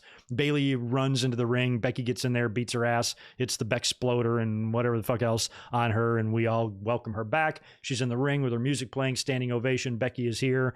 And who knows? Now she's on SmackDown feuding with Bayley. So when we didn't see that and we saw the Bellas beat up Bayley, I still thought it was going to happen. I thought Bayley would get up all pissed off. And this is just WWE trolling the fans. Of, you know, the fans now thinking they're not going to get Becky, and then Bayley dusts herself off and gets on the mic. You think you can do that to me? Nobody does that to me. I guarantee the next person that comes out here, I'm going to smack the shit out of them. And then Becky comes out. And then it just didn't happen. It just kind of fades to black and goes away. That's it. That whole segment was done to bring out the goddamn Bella Twins. Like, I give a fuck. And it doesn't sound like the audience cared much for it either. So that was another letdown part of the show. WWE, this is WrestleMania, and they did a whole bunch of stuff tonight that made me think that they weren't treating it seriously like a WrestleMania. This segment right here was a huge letdown. So was the Randy Orton and Fiend stuff. I thought we needed more. It just wasn't what I was expecting, wanted, or needed. So as much as I love Titus O'Neil, both of those segments with him and Hogan were completely pointless. We didn't need either one of them. They slowed things down. We got the big intro to WrestleMania, fireworks and all that shit, and then those fuckers come out. So I think that they almost, you know, they harmed the show in a lot of ways, because they had no purpose there other than just, you know, kind of announcing random stuff or trying to get the fans hyped up or whatever. And it's not Titus's fault. He's just there guilty by association with Hogan. But, you know, the right person to host the show would have been Bayley. Bayley and Titus would have been much better than Hogan and Titus, because they were just out there for no damn reason. Vince has got to get this idea out of his head that fans still want to see Hogan at this point. We don't. After that, we got the back, or I think earlier on the show, I can't remember when we got that, but I have it written down here. We got the Backlash announcement for May 16th, I believe is the date on that. And the pay-per-view is going to be called WrestleMania Backlash. So I don't know why they're trying to attach WrestleMania's name to that to get some extra buys or some extra views or whatever. I don't know. But anyway, WrestleMania Backlash coming at you May 16th. And I'm happy with that, because Backlash should be after WrestleMania and nowhere else on the calendar at all. There and only there. And that's it. Before we get into the main event and start talking about Roman Reigns, Daniel Bryan, and Edge, let me just cruise and check the super chats and the regular chats and all of that. Yeah, I've been purposely staying away from the super chats for a minute because I've been talking. But if I've missed any, oh, I saw that other one, Spectre. I hope I'm not missing any other ones other than those that I missed, but I see your other $4.99 one. Hey, Greg, last super chat tonight. You missed mine from start of stream. Sorry, man. I'm really sorry. I'll find it. I just wanted to thank you. Your videos have been helping me through major depression. Well, I'm glad we can be here to help, and that goes for anybody that deals with any sort of depression or, any mental problems at all. We're all here for you. We're all friends. And I understand what it's like to be able to find an escape and find something that can kind of distract you, center you, or just help you get through stuff, something to look forward to, or, make you feel more of a community or like a family. And that's what we try to do here on this channel, is have a pretty fun chat in the stream all the time for our Monday reviews and our podcasts on Saturday. Really get an awesome vibe from you guys. So Spectre, I'm happy to be here for you, and I'm sure everybody else is too. And that goes for anyone else, that I've spoken to privately or DM, in DMs and stuff like that, who have, had issues, who always try to help and do whatever I can. I don't use Scuff $2.99. Thanks, dude. WrestleMania was good until the ending. So not a fan of the Roman stuff from you. I mean, think about it though. This Roman victory would have been a lot better than, Roman babyface, winning against some heel and some, predictable kind of outcome like we used to get from Roman Reigns. as I'm going to talk about here, I think this is the more realistic version, because fans can't complain about this, but then also complain that they want more realistic storylines. The more realistic thing is for the bigger, stronger, on top of his game, prime athlete to beat the returning, aging veteran with screws in his neck, who's not as strong and not as big and not as powerful and not as young. He's got experience, and he's got that, ultimate opportunist, little Ric Flair, dirtiest player in the game nature to him. But that's not going to be enough, to beat someone as dominant as they're trying to make Roman out to be right now. So we thought, or a lot of people thought, I wasn't sold on this at all, but when Daniel Bryan was added, everybody was like, oh, he's added so he can take the pin and Roman can lose the belt without having to be pinned. And I'm like, I don't even know it's going to go like that. And we've seen this in recent history with Brock Lesnar. And that match that I point out a lot at WrestleMania 34 with Brock and Roman, I think everybody was just expecting Roman to win, and then Brock beat him. I know everybody was pissed that Roman kicked out of too many F5s. Get over yourself. God damn. At the end of the day, he was left there laying in a pool of blood with officials surrounding him, putting towels on his head as Brock walked away and celebrated. You don't always get the happy ending when you get a big return in boxing or in UFC. You don't get the big triumphant return sometimes. Sometimes you get knocked the fuck out. WWE had Mike Tyson booked for the main event in 1989. He was already pre-booked for that. He was advertised and everything. And then he had the match with Buster Douglas and got knocked the fuck out. He was supposed to win, but he got knocked out. It was an upset. Sometimes, what you want to happen isn't reality. And the beauty of wrestling is you can script stuff. Think about how good the NFL or the NBA, if you could script all these victories and the right team can win at the right time and shit like that. Pro wrestling gives you an opportunity to do that. But then again, fans want shit that's a little bit more realistic. And I think it's a little bit more realistic that on a day, Edge 10 years to the day after retiring, he's getting in there with somebody that's, bigger and stronger and pretty fucking dominant right now, and he loses. Sometimes you just don't always win. Sometimes you don't make the winning shot. Sometimes you throw up a fucking brick and it goes bouncing into the fucking audience or into the crowd, and then the buzzer goes off and you lose. And that's the way it goes. But even I wasn't expecting Roman to win the way he did here, which I thought was just a nice little touch, because now imagine what Roman and how obnoxious he's going to be. And I think, Roman and Lashley both should probably remain untouchable until Brock Lesnar comes back, because I don't know who he's going to be challenging, but I feel like it's going to be one of those two guys. And I feel both matches are almost equally as intriguing. Roman maybe even more so than Lashley, because it's a whole new ball game now. They've wrestled before, but not as heels, not with Paul Heyman torn in the middle. Lashley and Brock has always been a dream match, and I think WWE's trying to get to that too. So I think the decision here that they did was the right one, and I liked the more realistic outcome. How realistic is it? If little Daniel Bryan is able to, to win this match somehow, or if Edge, the guy who's, in his late 40s and he's, got a repaired neck and he's, somewhat limited and not the star or not to the caliber that he used to be, it makes more sense that the more dominant, stronger, better athlete would win this. The more, better represented athlete. Plus, he's got his family out there helping him. Paul Heyman, they're kind of calling the shots. It was, it was kind of Roman's night. I'm actually kind of happy with the result here because of what it's going to do for Roman and potential opponents going forward. So anyway, we got a lot to talk about, though, in the match. Daniel Bryan is the first to make his way out to the ring, followed by Edge, who was all in white. I really liked Edge's gear tonight. Amazing pyro for Edge as well. Roman Reigns comes out. He's got Jey Uso with him. He's got Paul Heyman. He gets some pretty amazing pyro as well. We had, upon the bell ringing after they did all the introductions, Jey Uso, within 30 seconds or less, interferes in this match, immediately attacking Daniel Bryan and tossing him into the ring steps. Then he attacks Edge, and he's just out there wreaking havoc on everybody. So he immediately attacks both. Edge finally then takes out Uso, getting him out of the equation for a while, and I think he's even helped away by the ringside officials. So Roman Reigns gets taken out. He's on the outside of the ring selling something. I forget what. That allows us to get a little bit of time in the ring one-on-one with Daniel Bryan and Edge. That was pretty fucking cool. They go at it for a little bit. Roman Reigns finally gets back in the ring, hits Daniel Bryan finally gets involved, hits Daniel Bryan with a suplex on the outside of the ring when Edge and Bryan spill out there. They're back in the ring now, and there's a really cool spot that looked sick and could have been a lot worse. Dangerous spot that I think was pulled off pretty well of Edge and Roman Reigns spearing each other. So they basically went shoulder to shoulder, but if not executed properly, you could go head to head there. That could be ouch for sure. And luckily, it looked like both of them survived there. Daniel Bryan would capitalize on both guys spearing each other and hit both with the top rope diving headbutt for a near fall onto Roman Reigns.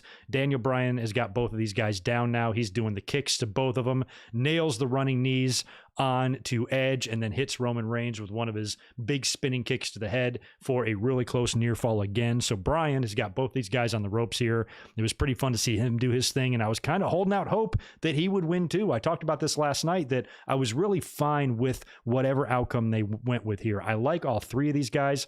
Outside of the ring, not for nothing, these are fantastic human beings. So, Edge is great, Bryan's great, Roman's a great person. So I'm happy for any of them here in terms of who would win. And I like all three of these guys, and I can see potential fun possibilities for each guy as champion if either one of them won. So I really felt good about having no dog in the fight here. But as Daniel Bryan was really making his run here, I was starting to kind of root for him a little bit and hoping that he would come out of this and kind of shock the world and recreate his WrestleMania 30 moment. Thought he had a chance to do that here. Roman would eventually kind of recover here. So would Edge. Edge winds up breaking a yes lock on Roman because after Daniel Bryan works both guys over, he locks that in on Roman. He comes very close to tapping out, but luckily Edge breaks that up. And then Roman would break up the yes lock on Edge. So Daniel Bryan has a couple of minutes here where he gets to work over both guys, hit both of them with both of his finishers, and they both somehow survive. They find themselves back out on the outside of the ring. Roman Reigns power bombs Daniel Bryan through the announce table from the steel steps, or from an elevated position. And after the power bomb, Edge comes flying in from the side of the screen and spears Roman off of the steps onto the floor. That looked fucking great. Now we've got all sorts of shit going on. Edge starts bringing chairs in the ring. We got weapons everywhere. He gets in the ring with a chair, and there's kind of like a tug of war with the chair, and a piece of the chair flies off, and just like a metal bar that Edge kind of holds in his hand. So him and Roman go at it for a little bit, and he locks Roman Reigns in the crossface in my favorite spot of the match, where he's got him basically in a crippler crossface, but then he grabs the piece of metal from that chair, and he just starts yanking back on Roman Reigns, and Roman's eyes are bugging out of his head, and Edge has got the most insane look on his face. Very intense, very awesome. Edge has got this match won. I feel like Roman is really going to be fucked here and going to have to tap out, but you don't see Daniel Bryan. So I'm expecting Daniel Bryan to like fly in out of frame for the headbutt or something like that to break up the tap out. But instead, just as Roman is going to tap out, Daniel Bryan slides in the ring and stops his hand and stops the tap out. So by the skin of his ass, Roman Reigns escapes again. Then Bryan gets in the ring after he stops the tap out, and he locks in the yes lock while Edge still has Roman in the crossface on the other side, and they got the motherfucker in a double submission. And I was thinking, I'm like, please don't tap, because I did not want to see that, do that double winner thing or whatever. I'm like, don't do that. So I was really hoping that Roman would not tap out there, because that would have sucked. But both guys start headbutting each other because they both have a hold on Roman Reigns. So the whole thing gets broken up. We then get a spear to Daniel Bryan and then a spear to Roman from Edge. And Daniel Bryan yanks the referee out on the near fall there. So after Edge hits Roman with the spear, he goes down for the count. And this is twice now. Daniel Bryan stopped the tap out earlier, and now he pulls out the referee to break up the 3 count, which is why I think all signs are pointing here to these two guys working one-on-one at Backlash, based on how Daniel Bryan kind of fucked over Edge twice. And they kind of fucked over each other, actually, because I think Edge broke up a near fall a couple of times as well. So Edge is now pissed. Edge is now like, damn it, I had that match won. I can't believe it. He goes out and grabs a chair, smashes both Daniel Bryan and Roman Reigns with the chair. He's got them both laid out in the ring, and they're both at his mercy. So the first one he's got is Daniel Bryan. He puts Daniel Bryan's head on a chair and actually hits him with a concerto, taking out Daniel Bryan. He goes to do the same thing to Roman Reigns, and Jey Uso resurfaces. So he's back. He hits the ring, saves Roman Reigns from getting the concerto, but I think Edge is able to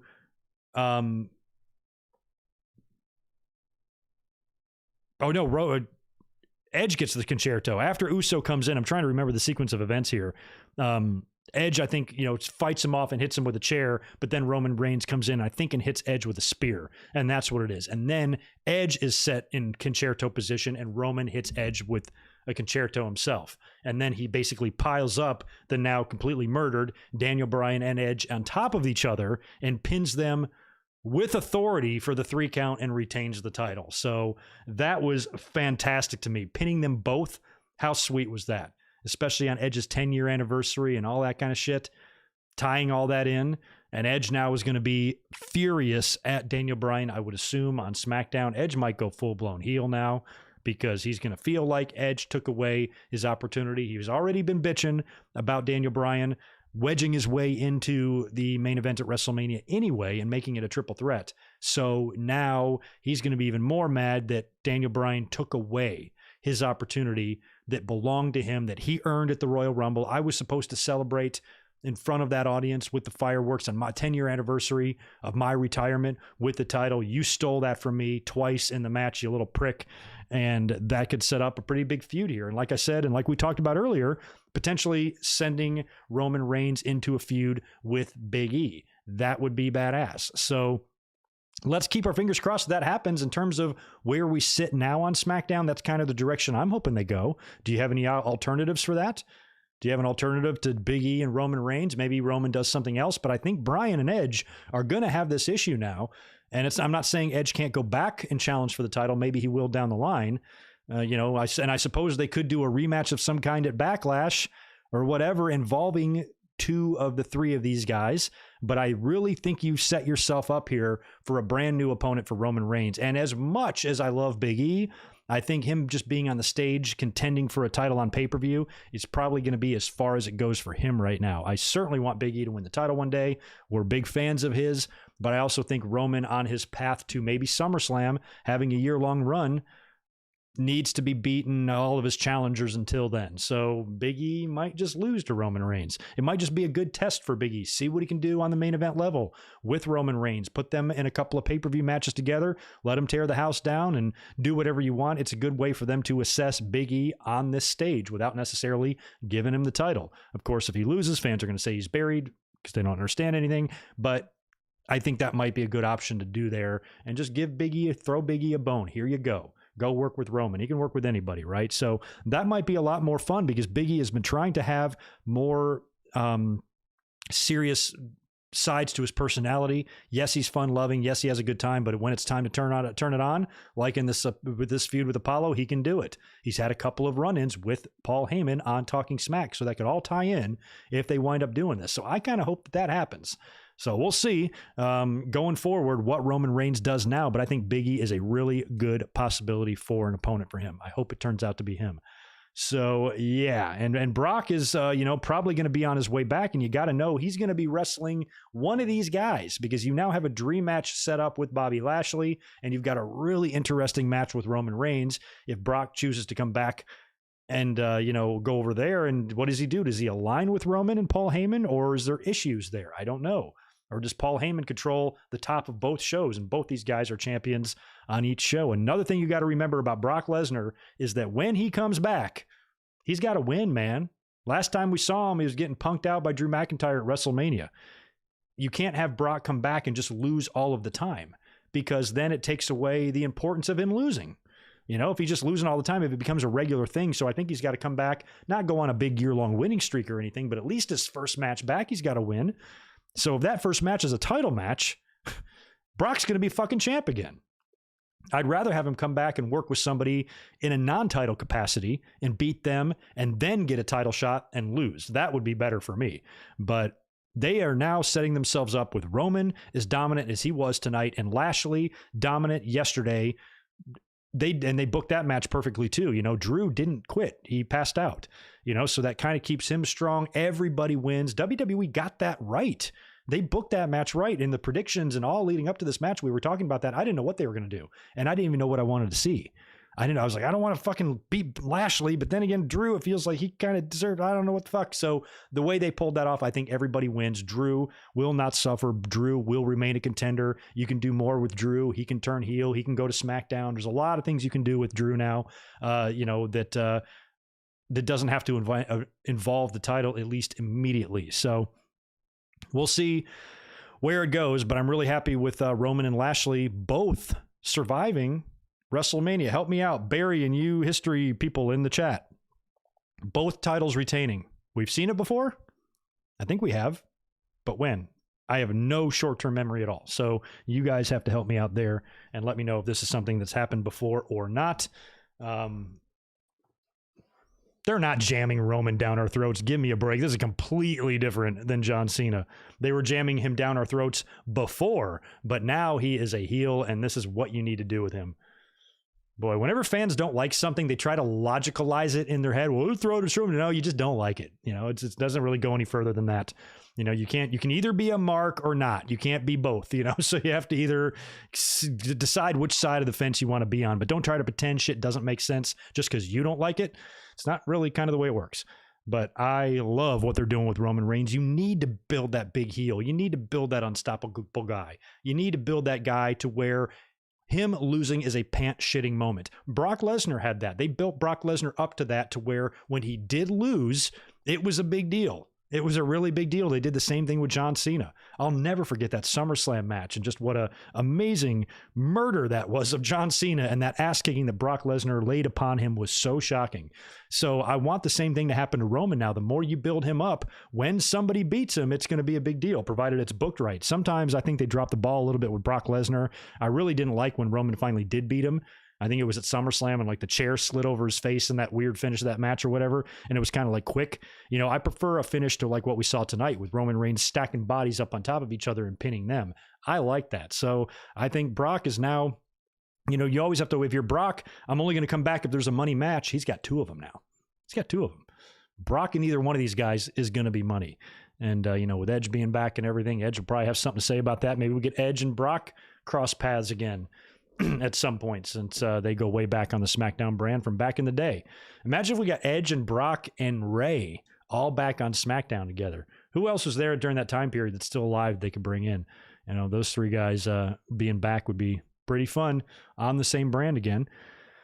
Anyway, exactly. Back to the Thunderdome WWE Universe. Apparently they got a new venue. Are they at the Yingling Center? Have we got confirmation on that? They're probably there now. So that'll be where Raw is tomorrow, wherever that new location is. And then it's back to the Thunderdome for a few more months until we hopefully get fans back. And I can live with the weekly stuff in the TV, but pay-per-views, I'm really hoping we can get fans back quick. Maybe not Backlash, maybe not even Money in the Bank, but hopefully SummerSlam they can find a venue just like this, like WrestleMania, and at least do fans there. I think we really need that. And then hopefully after SummerSlam and hopefully by the conclusion of the year, things start getting back to a little bit more normal. I don't know how their travel schedule is going to be, or even their TV schedule. They might have to simplify that a little bit, but still have fans there. And by the time we get to next year's WrestleMania in Texas, it will be ready to rock and roll. And as long as we don't get a second wave of a pandemic, as long as my vaccine doesn't fail or whatever, or unless we get hit with another virus, I plan to be there next year at WrestleMania 38, and I plan to be in LA for 39. So we will plan fun things. Yeah, two-man power trip 2.0 with Heyman in the middle. I thought about maybe a possible two-man power trip with Randy Orton and John Cena. I think that one could be fun if John Cena came back and turned heel or something and aligned himself with Randy Orton, the two guys that were on top of an era that was never really fondly remembered by fans. And, they can kind of defend their legacies and stuff against the new wave. And you can have some pretty fun shoot promos in the ring with those guys and other talent if you so choose, especially if people on the other side are people like Kevin Owens or, Sami Zayn. I think that could be fun. If Cena was down to do it and the two of them kind of teamed up as, the number 1 and 1A, of their of their class, because if you trace all that back to the beginning, it was Randy Orton was the one that was going to look like he was going to be given the keys to the store, and then that kind of changed when they realized Cena was probably the better guy, from a maturity and an attitude standpoint, to be in that position. They kind of reversed, but they both had really similar legacies with multiple world titles and are equal legends on pretty much all fronts there, except Cena's kind of followed more in The Rock's footsteps than Randy Orton did. But I'd love to see them team up or something like that, like we talked about with Brock and Roman. You could do the same thing. I'm into at least a taste of a two-man power trip like we got with Stone Cold and Triple H back in the day. I want to see some version of that.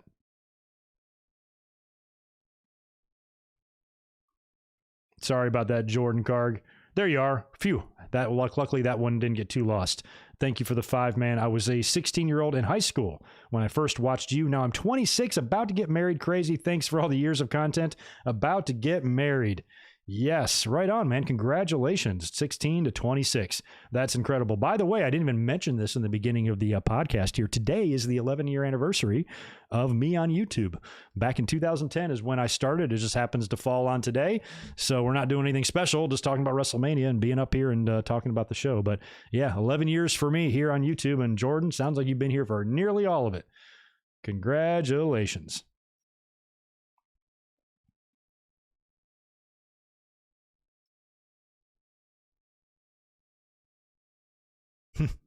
Roman is the superhero. I like it. Oh, by the way, speaking of Edge, even though we have mentioned his age a little bit, Edge was in phenomenal shape. He looked great tonight. He trained his ass off for this. He looked really good all night. He didn't seem to be, blown up, gassed, winded, anything like that. He seemed like he really handled the stage well and was there and, intense and did his job. So all props to Edge for coming through in that main event. He looked good and he performed well, I think. We got Antoine. What's up, dude? Sorry I missed that $5 earlier on, but I see it now. Greg just got back from Mania. Rewatched the table spot with Daniel Bryan. There was boos, but nowhere near as loud as a lot of the cheers for Roman. I would say about 60-40. Wow, okay. That was a bad table spot. That's right. I forgot you said you were going to night 2 tonight. Hope that was fun for you. I'm glad you're here.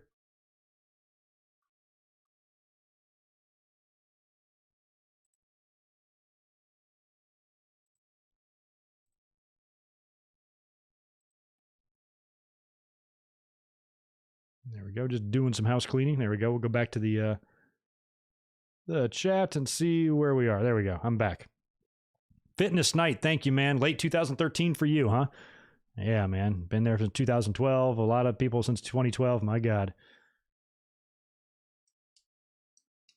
Yeah, it's been a long time. Back when I started, man, it was I started right before, a whole year before CM Punk cut the pipe bomb and shit. And back then I was doing it so sporadically. It was mostly just, I wasn't doing it like this. I was doing it like whenever I'd feel like. I'd go 2 months at a time without doing an upload. So I don't really consider myself getting into it until about maybe 6-7 years ago, with the first, 4-ish, 3 or 4-ish, just kind of doing it for fun. I didn't take it seriously until about 2015. Then I was like, oh, this is, actually becoming kind of a job. So, that's kind of when I realized it was something. So even though I've been up for 11 years, I kind of feel like I've only been doing it half that time in terms of, where I have a schedule where I'm here every week and I'm dedicated to it. So it's been either way, it's been a great time. I've grown up myself a lot on this. I went from my early 30s to my early 40s on this channel and doing this as well. So it's been fun. It's been a long time. We've been through a lot of WrestleManias together, and we've been through some weird ones too, man. We've been through some weird ones. And I've gotten a chance to meet some of you over the years at pay-per-views and things like that and meet and greets and shit. So that's awesome. Comedic Genius, thank you for the 2. This super chat is sponsored by Snickers and WWE. Snickers sponsors everything. They must have so much money. Well, that's a take. It's a dumb one, but it's a take. I don't want Brock back. He's a prima donna, the modern day Ultimate Warrior. No, he is absolutely not the modern day Ultimate Warrior. First of all, he's better, more athletic, more talented, more capable, more driven. He is, and he's not crazy. He's a legit fighter, MMA, UFC, NCAA champion, like a legit guy that you would actually want in there. He does business more than the Ultimate Warrior. He's not holding Vince up for money. He's not changing, his name to Warrior. He's completely normal. He's got, and he's a businessman. And that's probably the worst comparison of Brock Lesnar I've ever heard in my life. Brock Lesnar is more closely related to Spike Dudley than he is the Ultimate Warrior. So, Sean, one more dumb comment like that, you're blocked. Because that's pretty bad. It's about as bad as it gets. Yeah, Doom Guy, it looks like that's what we're going to get. Edge versus Daniel Bryan will probably be your Backlash match, which is cool with me. I got no issue with that. I got no issue with that at all. Daniel Bryan and Edge, you know, Daniel Bryan or Edge probably wants to work with Daniel Bryan, you know? We heard about that list of names that he took to Triple H and say, these are the guys I want to work with. So, you know, Daniel Bryan is on that list. I even mentioned, you know, yesterday in the predictions, or I'm sorry, Friday, we were like, man, maybe Finn Balor could get called up. You think we're probably going to get some call-ups here from NXT. I would think a lot of people throwing out names like Tony Storm, maybe even Adam Cole, Finn Balor, Io Shirai, potentially others. So you could bring Finn Balor up and get in the mix here. I'd love to see Edge get a match with Finn Balor in somewhere. And I'd love for Edge to get a takeover match. What if they did a takeover in attached to SummerSlam, whatever that one is, and Edge works down there for the fucking title? I don't know. Cross will probably still be champion. We have to mention him. He's another guy that really got on the map this week. A lot of new champions crowned, all the women, brand new champions across the board there. New Intercontinental Champion in Apollo Crews, new tag team champions and this other newcomer with Omos and AJ, and we had Karrion Kross winning the NXT title from Finn Balor with Roman Reigns and Bobby Lashley retaining theirs. So in terms of the title changes and the distribution of them, that I don't feel like we got too many. And I'm really glad that both world champions retained, because they're two of the strongest world champions WWE's had in quite some time together. You know, Roman and Drew were pretty strong together, but Lashley, the fact that they've made him this year, I couldn't be happier. To think about me doing Raw reviews a couple years ago, bitching about this guy running through an obstacle course with Sami Zayn, to see him where he is now as a credible champion, as an ass-kicking champion, as somebody that's just been protected and badass and winning and kicking everybody and just whipping everybody, I'm happy with the way they really turned things around for Lashley, because it wasn't good. It wasn't looking good at first, you know, when he came back. TNA seemed to appreciate him and other places like that. But I mean, if I have one critique, it's what took WWE so long to make this guy a credible champion.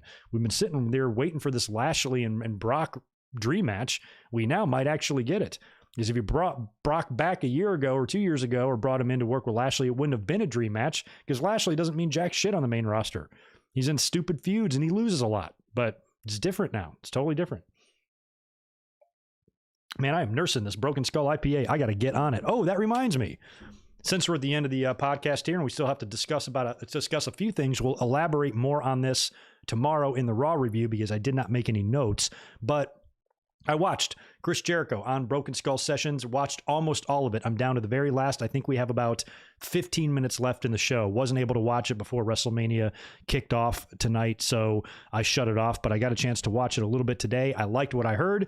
Jericho, they opened up with a lot of the AEW stuff from what I remember. Jericho talked about the decision and what the decision-making process from going to AEW and what brought that on, and his trips to Japan to work a couple of Wrestle Kingdoms there, and then him knowing that if he came back to WWE, they would just have him do the list and do your typical Jericho shit, and he wanted to continue and be relevant and reinvent himself, and he saw an opportunity to do that with AEW. So I really liked, some of the points that he made there, because that does make a lot of sense. Jericho, if he did make appearances for WWE or came back in, they would, it's kind of like the same reason Randy Savage left in 1994. They just wanted to be a commentator. They wouldn't use him in any way. They would just use him more in a fun way or, off to the side. They wouldn't take him seriously. And he felt like he still had more to give. So that was kind of interesting to hear him talk about that. It was really good. A lot of these Broken Skull sessions are like this.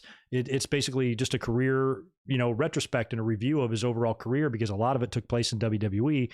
And they went through all of that. And I was worried that the fans would find that boring, because they're so interested to hear him talk about AEW, and he did, and they basically let him speak freely on that, but it wasn't like the whole 2 hours was spent on that. They chronicled his early days, his international travel from Mexico to Japan to Germany to Canada, in the Hart family dungeon and all that stuff, all the way to getting the job with WCW, into his debut in WWE with The Rock, and all the way up until his heel run in 2008, I think is where I had to cut it off.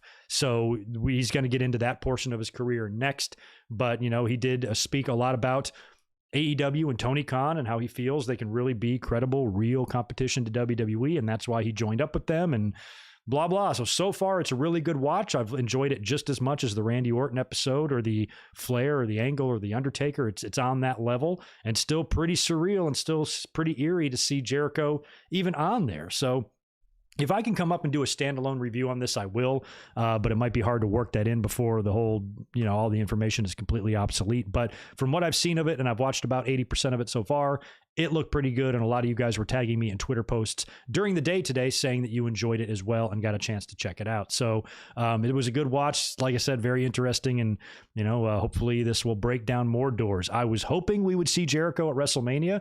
I thought that would be fun if he just showed his face or did something to create buzz. Imagine Twitter exploding if you just show Jericho on camera for 5 seconds. That's all it would take. You don't have to do a run-in. You don't have to win the title. You don't have to cut a promo. Just show him. Show him and get Twitter talking. I think that would have been a lot of fun. So we didn't get Jericho at all, but we'll see in the future. Something's going to have to come up again, to where WWE is going to need someone for the Hall of Fame or something like that. And they might come together again for something, or maybe by popular demand, Jericho goes on for part 2 on Broken Skull Sessions. Why not? We'll see if that happens. Miro was at WrestleMania. Was he back there hanging out with, what's her face? Yeah, I'm curious too. Some guys are probably allowed, backstage to come around. We got to start talking about Money in the Bank. I think I just saw a comment on that. Who was that from? JJ Leg, good to see you, man. Appreciate the $5 from you too. It would be a long time, but how about Big E winning Money in the Bank and doing an advanced cash-in against Roman at one of the big 4 pay-per-views? Maybe winning Money in the Bank. Big E would be a fun Money in the Bank holder. I want someone fun. So I think Sami Zayn is another good option there, but Big E, I think that when you say cash in, do you mean like cash in and capitalize on an injured Roman Reigns? That's a heel thing to do for a babyface. I don't know. I think it would be better if Big E just got the title shot at Backlash somehow.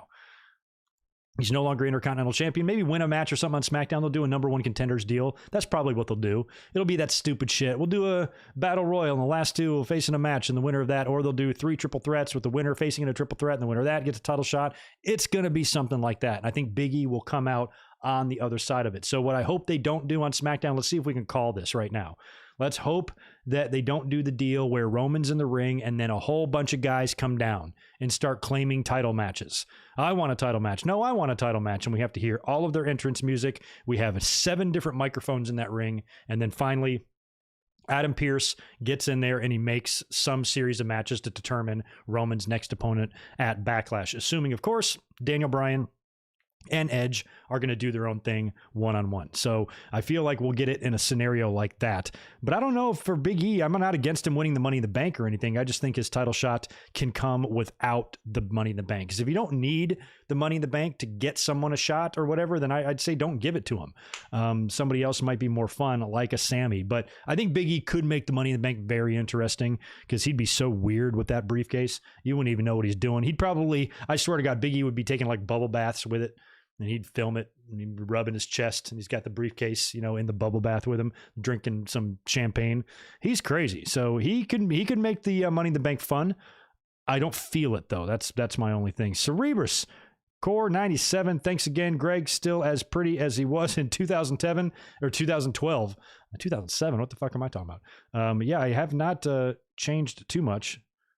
Down below, a little, my 6-pack ain't there anymore. But other than that, I feel pretty good about where I'm at. Did Lashley win? Yes, he did. He won. Won yesterday, though. Yeah, Ryan, they haven't tried that since Kennedy. What was cool about Kennedy and the Money in the Bank was so new at that point, only like a year old. He was like, I'm going to cash it in next year at WrestleMania. So they haven't tried to do that again. And I don't think they will, because as we've seen, as WWE has proven this year, they didn't know who was winning any of these matches until Friday. Because Friday is when they announced that Bianca Belair and Sasha Banks would be the main event of night 1. So it took them that long to decide who's going to win. So there's no way that they can have something in mind a year in advance. It's going to have to be with the right guy. It's going to have to be like a Daniel Bryan or somebody who's going to work hard to make sure this shit got followed through with. or gets followed through with. So I don't see it happening because I think that requires more long-term planning than WWE is capable of giving to us. So I'm going to vote no on the on that because I just don't think they'll do it. I'd like to see it. I think it would be cool if like the winner at Money in the Bank this year says, I'm cashing in at WrestleMania. But WWE has no idea ever what they're going to do. And if they do that, it's going to be a situation almost kind of like how I complain about the Hell in the Cell pay-per-views. How you've already booked a match that doesn't have, you know, combatants for it. You've got this Hell in the Cell on the calendar, and now you've got to kind of gear your shit, you know, or whatever to make sure you've got some Hell in the Cell matches to do. So if you have a guy that you already automatically have to put in next year, I just don't think WWE can have their shit together more enough to make that work. I don't think they have what it takes. They just don't. They don't have wrestling bookers anymore. They have Hollywood writers, and they don't know what the fuck's going on. You remember when Bobby used to point to his ass? That's right. And then he was like, what was he with the Lana? And he was like Mr. Sex Machine, Bobby Lashley. I don't know. Yeah, he's done a lot of shit since coming back in. And the Sami Zayn stuff, and then him bringing out his sisters, and then the Lana wedding. And it's like he's like joke. And then all of a sudden, oh yeah, let's just make this guy a monster because that's really what he is when you get down to it. So I'm just glad he's finally there. I mean, yeah, it took long enough to get there, but at least he's there. You know what I mean?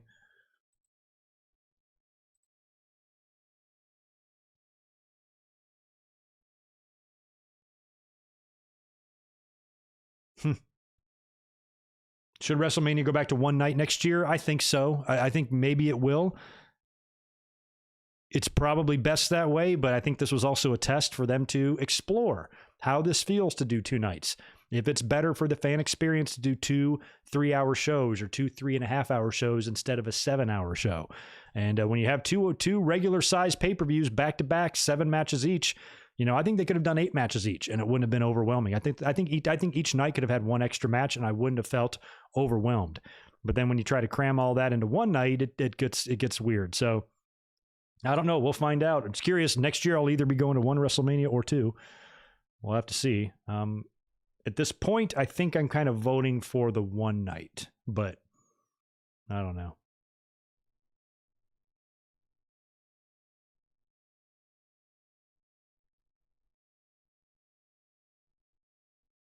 Yeah, Braun needs a lot. A better plot line would definitely benefit Braun Strowman. The one he has right now is fucking stupid. And the fact that he beat Shane McMahon yesterday, I don't know if he now goes on to something else or if Shane keeps fucking with him on TV. I don't know, you know, what's going to happen. I have no interest in seeing this go any further. It doesn't need to, you know, but then what do you do with Braun at the same time? Maybe he could be another challenger. Maybe he could be Lashley's challenger, but Lashley beat him just a couple weeks back as well with the full Nelson. So I don't think that he even needs to be facing Lashley. Speaking of him, what's his deal? What does he do at Backlash? Drew again? Does he do Drew again? Because MVP, you know, made a stink on the outside of the ring, distracted Drew from that Claymore. Is that going to be enough to earn McIntyre a title shot? Or does Lashley get a new opponent too? I think they might do maybe one more, maybe a blow off with Lashley and Drew. Maybe Lashley comes away with the title again and then Drew goes heel after that. Could happen. And start throwing out ideas for Money in the Bank. Right now, I'd love Sami Zayn. I would love Sami Zayn. Would love it. That could tie into his conspiracy. You know, this is my way out. This is my way of overcoming and beating the conspiracy theorists who are trying to hold me down. And now I make my own luck and I make my own way and shit. And he's got that briefcase and he never shuts up about it on the mic, just like the Miz would. And he taunts us and he dangles it and he trolls us. He could be a lot of fun with the briefcase. So, and who would be opposed to Sami Zayn winning the title? Not me. But you have to wonder if there's room for it with a lot of big beefy guys at the top with the Brocks and the Romans or with the Brock maybe coming back, Roman and Lashley, shit like that. It's kind of like last time, you know, the Money in the Bank briefcase was just there, but nobody was really in a position to cash it in successfully unless something crazy happened like it did with the Miz. And his run was so quick.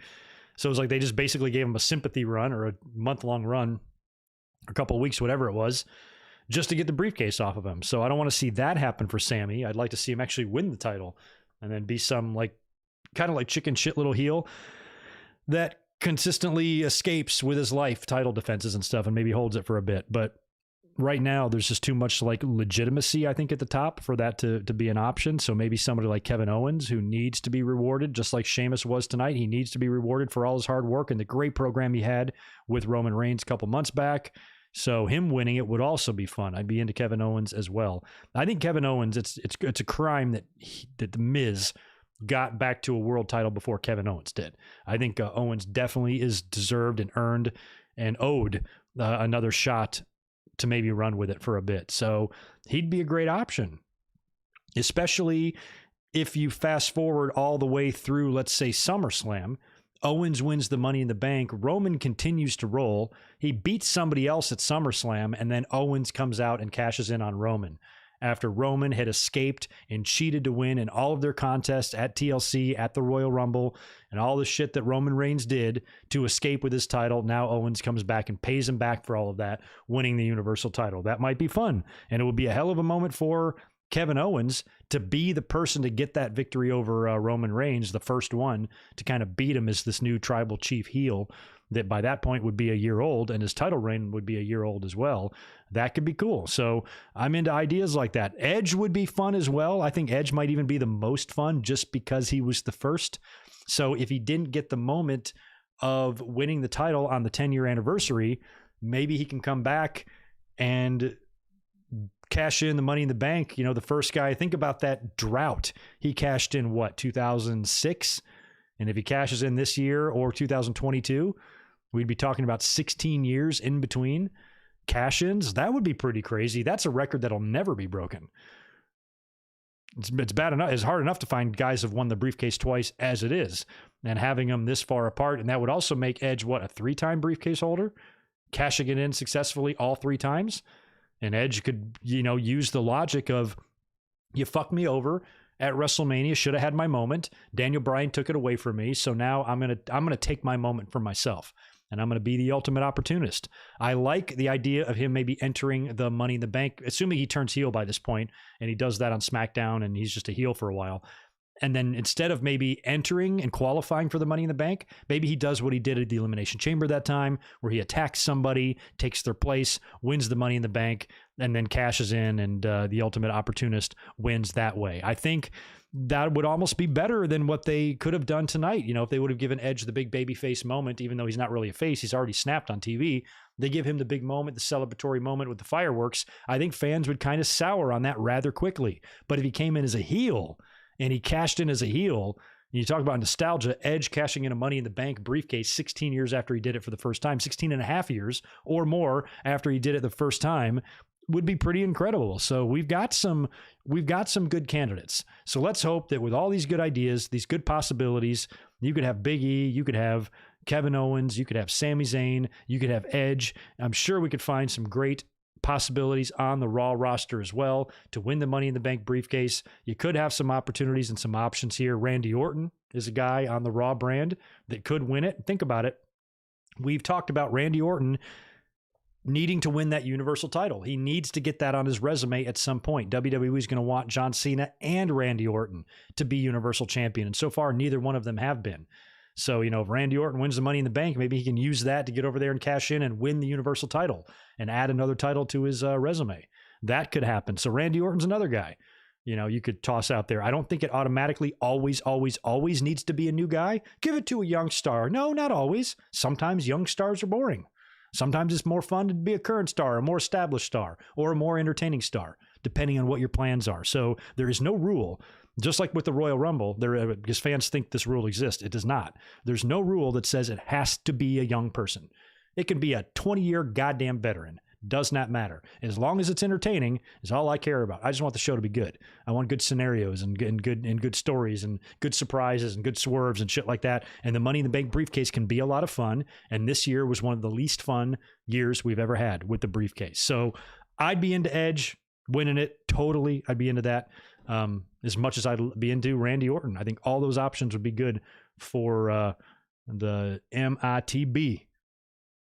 Stands for Money in the Bank, in case you didn't know. Good night, Rian. John Fleming, do I think CM Punk will come back? Maybe. I kind of hope he goes to AEW.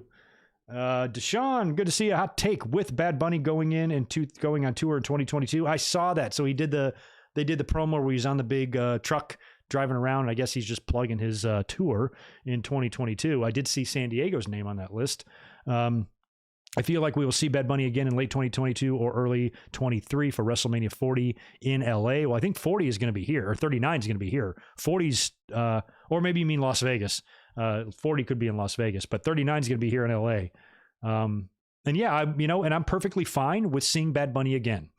He has my respect. I don't know his music, don't listen to his music, probably never will. But in terms of how a outside celebrity who has hundreds of millions of dollars and certainly doesn't need to do this, for really any other self-promotion reason, he's good to go. He's coming in, doing it, and he's not treating it like a joke. He trained, he worked hard at the PC. He's a lifelong fan who knows about wrestling and grew up watching it and respects it. He showed respect to the business while being here. He earned the respect of the locker room. Nobody rejected him. Everybody welcomed him, thought he carried himself well. He was very respectful to the wrestlers and the locker room, and he really treated the entire ordeal very seriously, and he trained hard, worked hard, and delivered in his performance.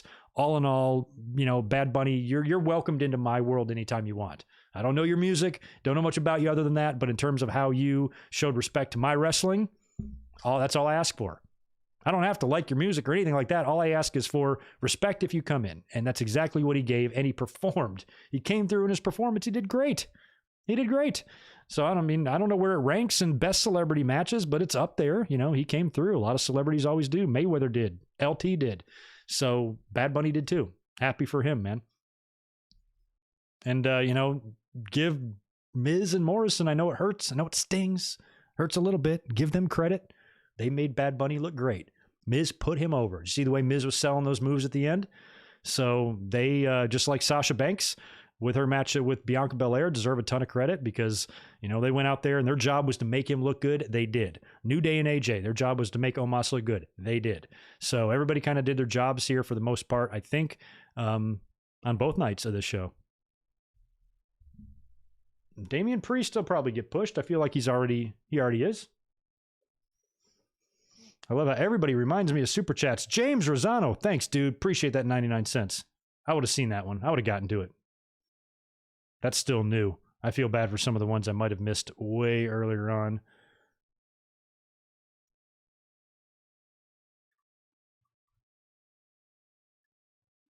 Kind of got two screens up. I think we got another one coming in. JJ. Oh, no, I already got that one. I better not try to look for any more Super Chats that I missed because that might be tough. But if I did miss anybody, I apologize for that. It's really hard to sometimes watch all of that when you have a big audience because I got notes to read and I'm eyeballing the stream and I'm trying to watch all you guys and I'm trying to talk too. So anytime that I missed one, it is certainly not intentional at all by any means. I'm just trying to do my thing. Oh, you know what? I'm going to give you guys a link here real quick. Can you guys do me a favor? Well, actually, I don't want you to leave this stream. So last year, I did this interview with these guys from Singapore, Kick to the Gut Wrestling Podcast. I see that they're live on YouTube right now. If I post the link, I'm going to post it right here in the chat right here. Go to that link and just say hi to them. Say, Good Mic Works sent me. Say hi, good luck, and subscribe to them. They're doing a live broadcast right now. They only have 9 people watching. They're really nice fellas, and they're trying to get their podcast off the ground. And they kind of know they're wrestling a little bit too. So maybe go say hi to them, make their day, and say what's up. Try to surprise them. Because God knows what time it is over there in Singapore where they're doing this shit. So they're probably staying up late or waking up early, one or the other. No, thank you for some of these tweets as well that I'm finally reading through as I'm doing this, finally.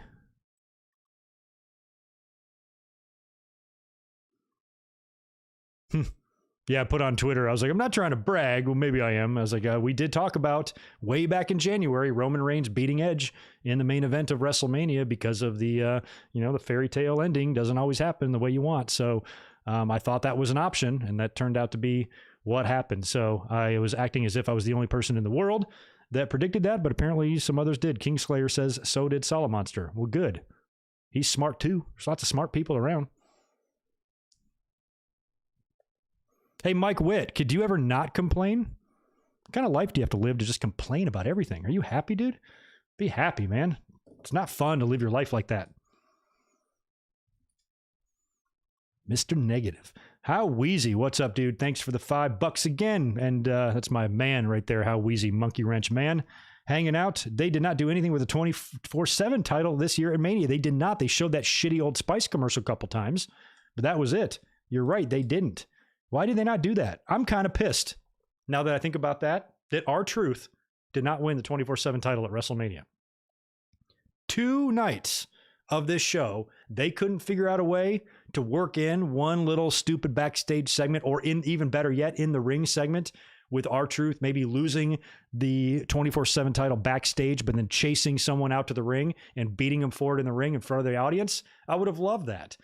Or maybe do it 5 times, add like 5 or 10. They could have done that. They could have done like a running arc throughout the 2 nights. Like if they want to start really padding and really loading up R-Truth's title runs, if they want to try to get him to that 100, they could have added 20 to it tonight just for fun, having him run around, losing on the kickoff, win it back, lose it on the main card of night 1, win it back, do that 3, 4, 5, 6, 7, 8, 9, 10 times, and then do it again tonight. And then by the end of it, he's won the 24/7 title 20 more times, and we can keep that running total. And who knows, he might get to 100 at some point, maybe when he's 70, but he'll get there. I can't believe they did not find time for R-Truth. I don't need much in this world. All I need is a little bit of R-Truth. I need R-Truth and a black strap on an old school intercontinental title belt. That's all I need. I'm a happy guy. But yeah, no R-Truth, man. I never even thought about that. How easy. Nakamura was not on the show. There was a lot of guys on the show, but you know what? There's a lot that were. I don't know why, the Andre Battle Royal was bumped. If it was, then Nakamura would have been on the show along with a lot of other guys.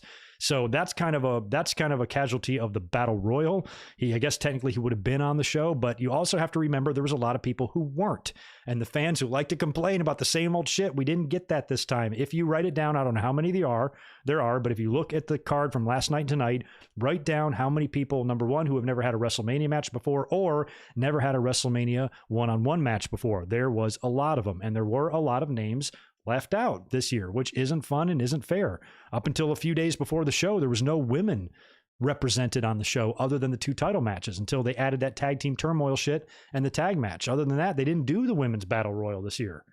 I don't know. They did a couple years ago, right? So that's kind of a shame. But if they just would have stuck it there, that would have at least changed that. But yeah, we didn't get a lot of names this year, but we got a lot of names who we haven't gotten in previous years. So it's a give and take. Not all good. It's not all bad. Yeah, when R-Truth popped Brock, that was awesome because he did it.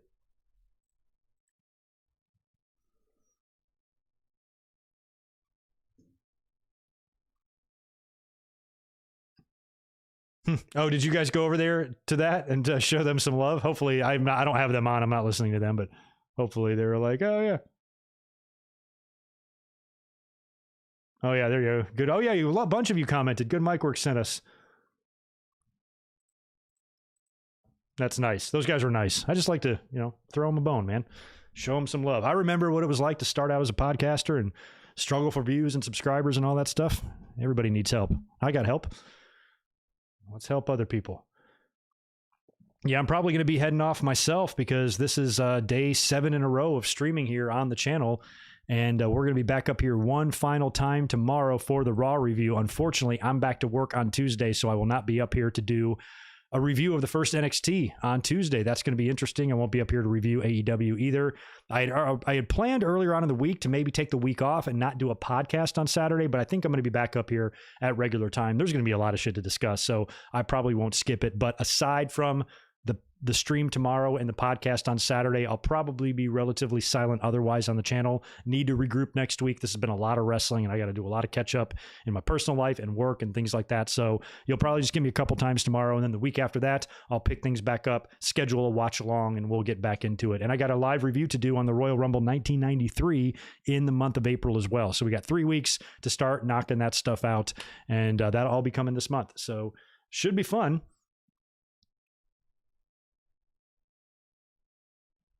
Yeah, and by the way, Nick and Zayn G and anybody else who says hi to me in the chat and I don't see it. Sometimes when I'm doing work later on YouTube after my stream and I'm pulling the audio or I'm changing a title or something, you know, it shows the chat replay in here and I'll see one of you that says hi Greg and I didn't see it and I feel bad for not seeing it. So that goes for everybody here. Like Madeline, I haven't shouted you out tonight, or anybody else that I may have missed. I apologize for that. It always bothers me when I don't say hello, especially that some of you who are in here every night and stuff hanging out. Least I can do is acknowledge you, but it's hard. It's hard to see everything. Helena, I don't know how Becky is going to return now. I would say hold her off for a post-Mania show. I think tomorrow is now a really likely spot for her to pop up, and she can come back and say, hey, Rhea, that belt you got, that's mine, because I'm the one that gave it to Asuka. So she can come and stake her claim for that. Rhea is going to need a challenger. She beat Asuka clean here. Not that Asuka can't get a rematch, but I also feel like Ripley can be getting another challenger on top of that. Let's just not have Charlotte beat her in a month, which would be nice. And she might need somebody new to work with. Becky could be that person. She could. Or you could just have Becky come back and build Rhea and Becky at SummerSlam or something. That would be a good looking match on the marquee. Becky and Rhea Ripley. Becky and Bianca would look all right too. If they move Becky to SmackDown.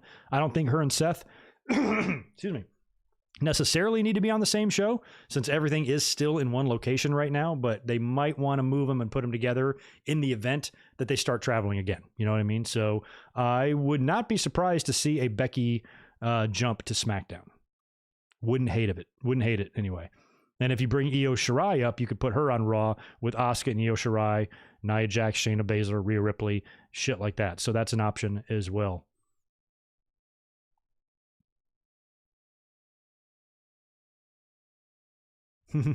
It's okay. It's okay, Mike. Wait, I miss the old days of wrestling too, you know, but also, you know, you got to kind of accept, you know, the era that you're in and at least try to see the good. And it ain't all good. There's plenty of shit that I complain about, but damn, like literally it feels like nothing pleases you. But just have fun. Like, I think the less serious you take it, the easier it is to stomach it, because trust me, man, I watch these shows and I'm just like, if I didn't have YouTube, there's no way I would watch this shit. I'd probably stop being a wrestling fan. I will always love wrestling and I always still have the love and would love to go back and watch old footage, but I don't think I could engage every week Raw and SmackDown and care. I'd probably eyeball pay-per-views, check out WrestleMania every year and have a general overall sense maybe of what's happening, but I wouldn't be paying attention that hard. It's stupid, a lot of it. I hate to say that.